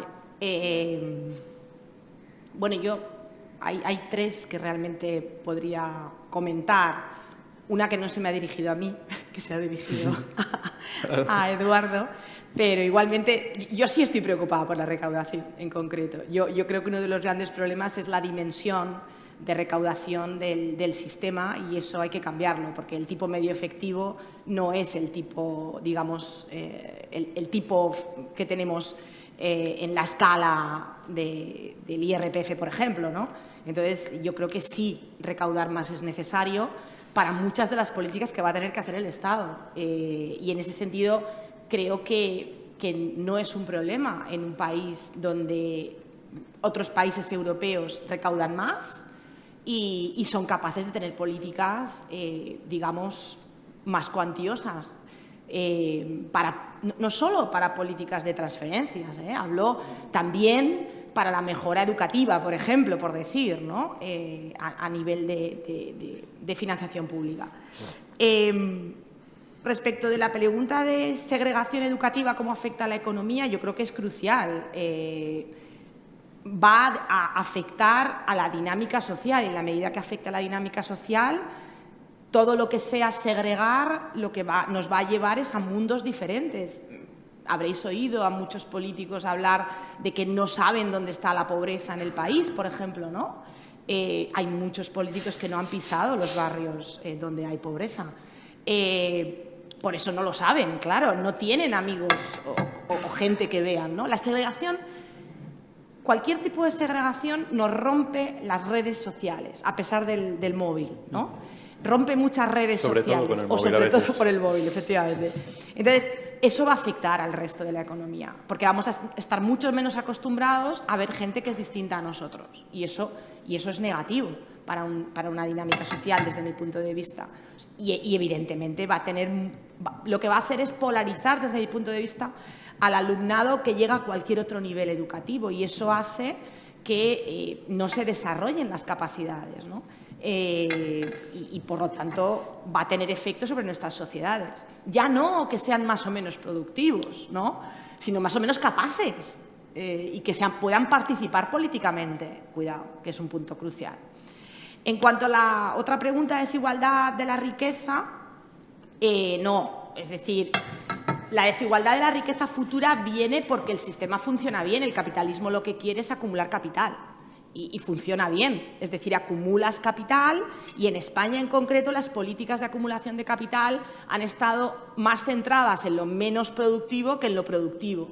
Y en concreto, pues la propia desgravación en vivienda que se mantuvo en el último gobierno socialista antes de Rajoy, si no me equivoco, aún ahí, a pesar de que era ya un clamor popular, no sé si popular, pero un clamor, que esa desgravación estaba llenando los bolsillos de la construcción, o de los constructores, mejor dicho, y de las empresas constructoras, y no mejorando la calidad de vida de aquellos que recibían esa desgravación, eso financió la compra de vivienda. En su momento ni siquiera era importante si era primera vivienda, el Estado te financiaba la segunda y la tercera, ¿no? Después ya sí, habría que decir que vivías allí para poder desgravarte, ¿no? Y la gente lo hacía, claro. Y entonces tenía 2 o tenía 3, ¿no? Todo eso nos salta a la cara, evidentemente, con la burbuja inmobiliaria en su momento, pero además nos salta a la cara ahora porque ahora tenemos una transmisión de esos activos que en determinados territorios tienen un valor de mercado muy alto, como puede ser en grandes ciudades como Madrid y Barcelona, y todo eso tiene consecuencias. Y todo eso hace que preveamos una transmisión de herencias en riqueza muy desigual. Y eso, evidentemente, va a tener consecuencias, porque cuando uno tiene una transmisión de un capital importante en la época mediana de su vida, pues tiene unas oportunidades que otros no tienen, y eso es porque sus padres tienen eso, no porque él haya hecho nada, ¿no? Es, digamos, el contrario de lo que sería la igualdad de oportunidades, ¿no? Y eso, desde luego, se ha estado cociendo con un sistema muy, digamos, que el ahorro vaya a la construcción, Y eso yo creo que eran perfectamente conscientes los gobiernos que pasaron hasta la gran recesión realmente, ¿no? De eso, pero no se atajó, porque de otro lado era un sistema que también empleaba a muchísima población, ¿no?, en la construcción, y mantenía unos niveles de ingresos altos en muchas familias entre el 2000 y el 2007, ¿no? Y claro, poner el cascabel al gato tampoco era fácil, quiero decir, por situar la situación, ¿no? Pero yo creo que sí, que viene muy por ahí eso que nos vemos venir, ¿no? ¿Eso significa que otros países no tengan desigualdades de riqueza muy grandes? No, al revés. España en realidad tenía una desigualdad de riqueza baja en el contexto europeo, pero se está acelerando, digamos, ¿no? Hay una brecha generacional importante que los jóvenes no pueden acumular a la misma edad lo que generaciones anteriores, porque los precios de la vivienda de hoy son mucho más altos en relación con el salario medio y, por lo tanto, esa riqueza neta, digamos, está empezando a polarizarse entre las generaciones, ¿no? Cuando se produzca la transmisión, tampoco está muy claro, hay estudios que dicen, bueno, pues depende cuándo se mueran los padres, puede ser antes, puede ser después, pero evidentemente si no pasan a los hijos van a pasar a los nietos, tampoco pasa nada si los padres viven mucho. Al final es una transmisión familiar, ¿no? Y eso yo creo que la mayor parte de los trabajos lo que están viendo es que tiene efectos desigualadores claros y ahora mismo es difícil de medir porque no tenemos la información del futuro, pero se nos viene encima una dinámica de desigualdad de riqueza alta. Y además sabemos que también se están concentrando muchas rentas en el 1% más rico y eso generará riqueza futura que puede dedicarse a rentabilidad no productiva y que, por lo tanto, siga sin promover, digamos, el desarrollo, que no sería... Cuando yo he hablado de productividad, quería decir productividad como lo ha dicho Eduardo, productividad no en euros, si queréis, en términos de lo que medimos los economistas, sino en bienestar, que eso es en la que tenemos que desarrollarlo, porque la calidad no la sabemos medir bien. La calidad de los servicios la medimos fatal, y más de los servicios ofrecidos sin mercado, como es la justicia o es incluso la sanidad o la educación, ¿no? Entonces, bueno, yo creo que viene por ahí. Sí, viene de políticas, no de la última legislatura, sino de legislaturas previas. Eduardo. Voy a ir en orden cronológico a las que se han referido a mí sobre las recomendaciones de libros sobre decrecimiento y economía ecológica. Voy a hacer un poco de promo porque en mi canal de YouTube estoy justamente haciendo recomendaciones de libros y creo que la semana pasada sí hablé del primer economista ecológico de la historia, que fue Nicolae Georgescu-Roegen, que era rumano, y la verdad es que tiene un libro fantástico que es La ley de la entropía, que es de los años 60, pero que tiene una vigencia tremenda. Era una persona adelantadísima a su tiempo porque te aplicaba la física y la termodinámica a los acontecimientos económicos y concluía que el propio universo te impide mantener un sistema económico capitalista que genere producción y consumo sin parar. Es imposible en un planeta finito de recursos, eso lo sabemos todos, pero es que además con tendencias crecientes hacia una entropía más alta, ¿no? Entonces, al pasar de una entropía más baja a más alta, que es hacia la muerte del universo, por así decirlo, es imposible que podamos reciclar indefinidamente y, sobre todo, que la energía que utilizamos del sol tiene mucha menos capacidad de aprovecharse que de los combustibles fósiles, porque lleva ahí millones de años, ¿no? Pero bueno, hay más autores como de decrecimiento, concretamente el más conocido de Serge Latouche, un francés que tiene un montón de libros hablando de ello. En España, una autora que a mí me gusta mucho es Yayo Herrero, que combina el feminismo con el ecologismo, y la verdad es que está muy bien. Y hay un libro reciente de un autor japonés, que no recuerdo el nombre, porque es japonés y es muy difícil de recordarlo, y no tengo internet aquí y lo he estado buscando, pero el tío es marxista y también muy ecologista. Y tiene un libro que no recuerdo el nombre, pero tiene que ver con capital y ecología, ¿vale? Si se busca, ha sido entrevistado hace poco por El Salto, o sea que es fácil encontrarlo. Es el Kohei Saito, Eso. Una nova manera de viure. Bueno, ese título del... En catalán, es que está en catalán. Ah, Una nueva manera de vivir. Pues no me suena eso tampoco, yo creo que es otro.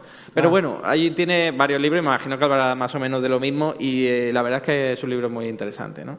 Luego, sobre las migraciones masivas, yo solo aportar una cosa, aparte que creo que sabemos todos que la solución ahí tiene que estar en el mismo sitio, es decir, los estados ricos tienen que ayudar a los estados pobres, pero no con ayuda internacional al desarrollo, sino con políticas de verdad orientadas hacia la colaboración y la solidaridad y no simplemente intentar hacer negocio o salvar la cara un poco, ¿no?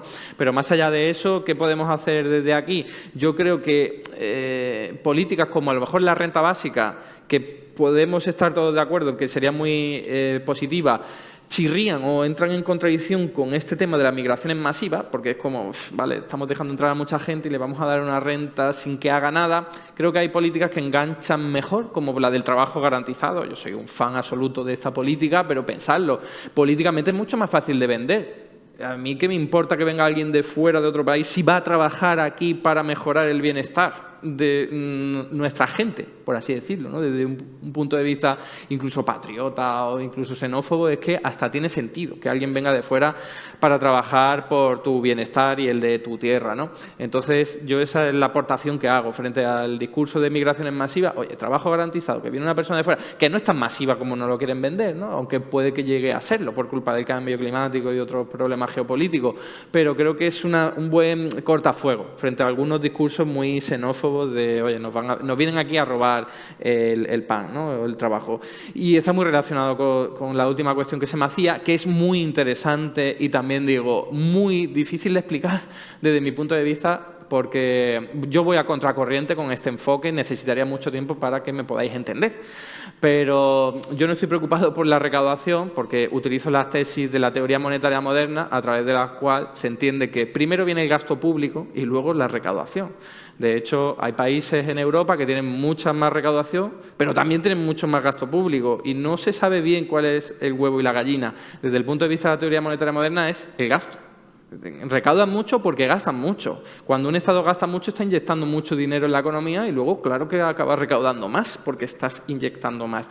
Y como digo, es un paradigma que chirría, que a la gente le resulta contraintuitivo. Yo solo animo a que abráis un poco la mente y si no lo conozcáis, leáis un poco antes de juzgarlo porque reconozco que jodido. De hecho, yo la primera vez que lo leía decía, este tío me está tomando el pelo. O me está tomando el pelo él o me han tomado el pelo en las facultades durante mucho tiempo. Y acabé concluyendo lo segundo, ¿no? Y entonces, muy resumidamente, ¿cómo enganchar esa preocupación por la recaudación con el déficit público y el trabajo garantizado? Con una frase puedo contestar.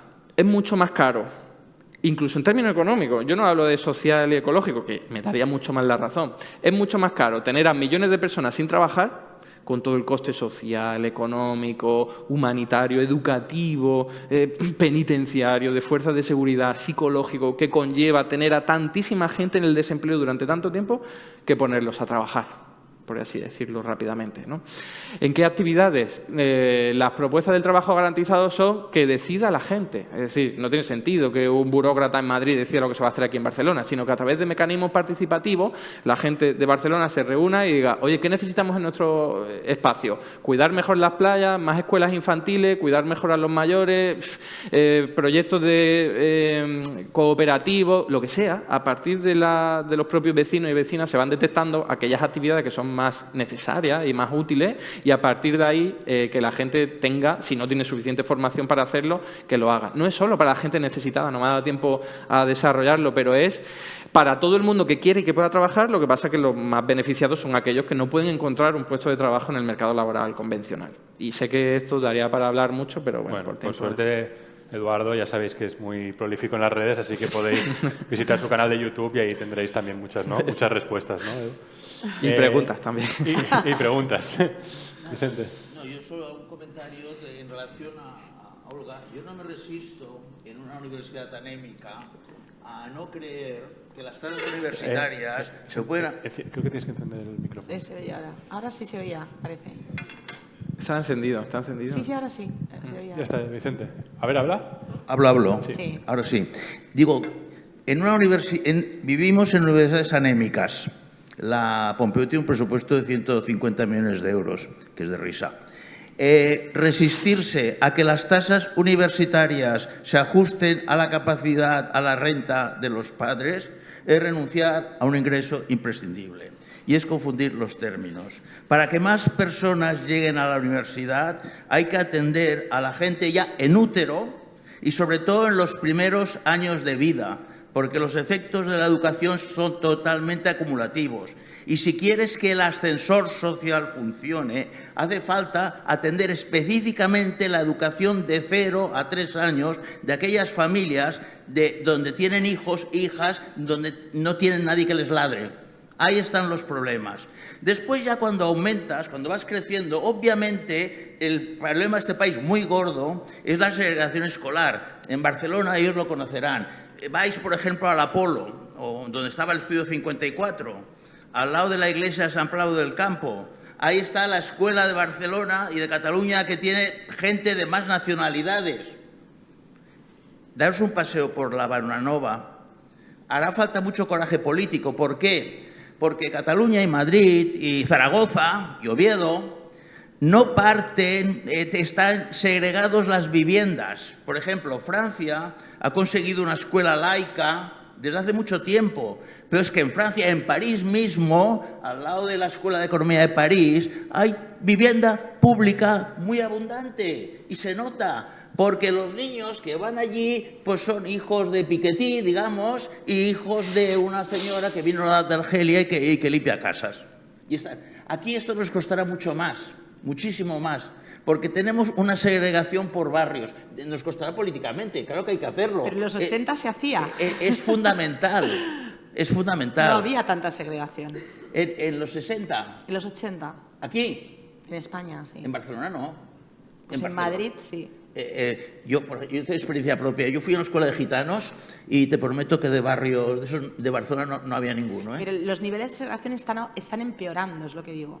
Ya, pero es que, repito, yo no sé si lo conocéis, en Hostafrancs, una escuela de gitanos, allí no había ninguno de un barrio benestante, y iban todos a colegios de curas y tal, O sea, segregación hemos tenido siempre, Pero no a este nivel. Pero no como ahora. ¿Ahora es más? Sí. No sé. Ya te digo yo. Pero tenemos medidas de segregación de hace 50 años. De hace 50, pues no sé si hace 50, pero hace 20 sí. Hace 20. Yo es que viví las de hace 50, hace 60. Y entonces te prometo que había segregación, ¿eh? Una segregación impresionante. Pero es que ha empeorado mucho. Bueno, yo he visto en Barcelona escuelas públicas con niños descalzos y niñas descalzas. Barcelona ciudad. Sí, sí, claro. Esto no lo he vuelto a ver, ¿eh? Ahora más o menos. Pero estás hablando de nivel de ingreso ni de capacidades. Hablo de segregación. Sí, yo también hablo de segregación. Número de niños que tendrías que cambiar de cole. Sí, para yo hablo exactamente de lo mismo. Daos una vuelta por la Bonanova y daos una vuelta por la Terra Negra. A ver si encontráis diferencias y calcular segregaciones. Son totales. Y, a ver, cosas de Georges Corregen y cosas de estas. Aquí tenemos un economista, quizá no lo conozcáis, que es el que tal vez os ha dado la introducción a la micro, en primero. Se llama Humberto Llavador. Tiene uno de los mejores libros escritos sobre calentamiento climático que se ha escrito en este país. Lo ha escrito además con un economista marxista que se llama John Roemer, que está en California. Es un libro que, aparte de manejar muy bien los datos científicos, de hecho, Humberto Llavador, si hay que buscar un economista, al menos en Cataluña, que trabaje en estos temas, es la persona, conoce muy bien la bibliografía científica, porque si utilizamos la bibliografía científica, las migraciones dentro de 50 años, 3 billones de personas, 3.000 millones de personas, fundamentalmente en sudeste asiático, no estarán en condiciones de vivir en aquel entorno. 3.000 millones, que es muchísima gente. Y yo a este hombre lo recomendaría mucho, aparte de que es un innovador en economía. Si lo habéis tenido en Introducción a la Economía, tendréis buena opinión de él, ¿verdad? Bueno, aparte, la tienen. Es la persona, yo diría, de los economistas más innovadores docentes que hay en este país, como el Antonio Cabrales, que tú lo conocerás. Y nada, y la propiedad, me ha gustado mucho esto de Olga, que me ha recordado a Piketty. Yo siempre comparo los valores sobre el capital humano con el capital inmobiliario. Cuando hablo con alguien que gana 800 euros, le digo, tú como un trastero. Alguien que gana 2.000 euros, tú un piso en Nou Barris. Alguien que 4.000, 5.000 euros, tú como un piso en Paso de Gracia. Y claro, la reflexión es que R continúa siendo mayor que G, como decía Piketty. Y las acumulaciones de patrimonio están y serán extraordinarias por esta razón. Crecerán más las R's que las G's. Y esto que has dicho me ha encantado. Y nada, gracias por la invitación. Bueno, sí, solo para añadir que en términos de segregación, por lo que si alguien va a los estudios de Ismael Blanco en ILGOP, la segregación se está produciendo ya no dentro de los barrios, sino entre municipios. O sea, tenemos a más gente que se va de las ciudades a barrios ricos, que generan más capacidad fiscal, entonces tienen buenos servicios, claro, mientras que se vacían ciudades con gente con más pobreza que tienen menos capacidad fiscal, ciudades con más necesidades y menos capacidad fiscal. En el caso aquí teníamos Sant Cugat versus Mataró, ¿no? Y en Madrid seguro que tendríais otros casos. Así que son estos patrones tal vez que hay que empezar también a mirar y cómo hacer políticas económicas y del Estado que sean capaces de redistribuir entre municipios de una forma efectiva. Aquí no se financia localmente, en Estados Unidos sí, pero en España es bueno, pero cuando haces becas escolares, claro, cuando empiezas a hacer aquí en Barcelona, el Raval al menos, tienes una ciudad rica que puede estar inyectando ayudas. Pero en otros lugares, claro, quiero decir... La Generalitat, no el Ayuntamiento. Pero el Ayuntamiento hace a veces ese plus que puede marcar mucho la diferencia. Claro. Por eso digo que es importante también. Bueno, muchas gracias Vicente, muchas gracias Eduardo, muchas gracias Olga. Damos un aplauso.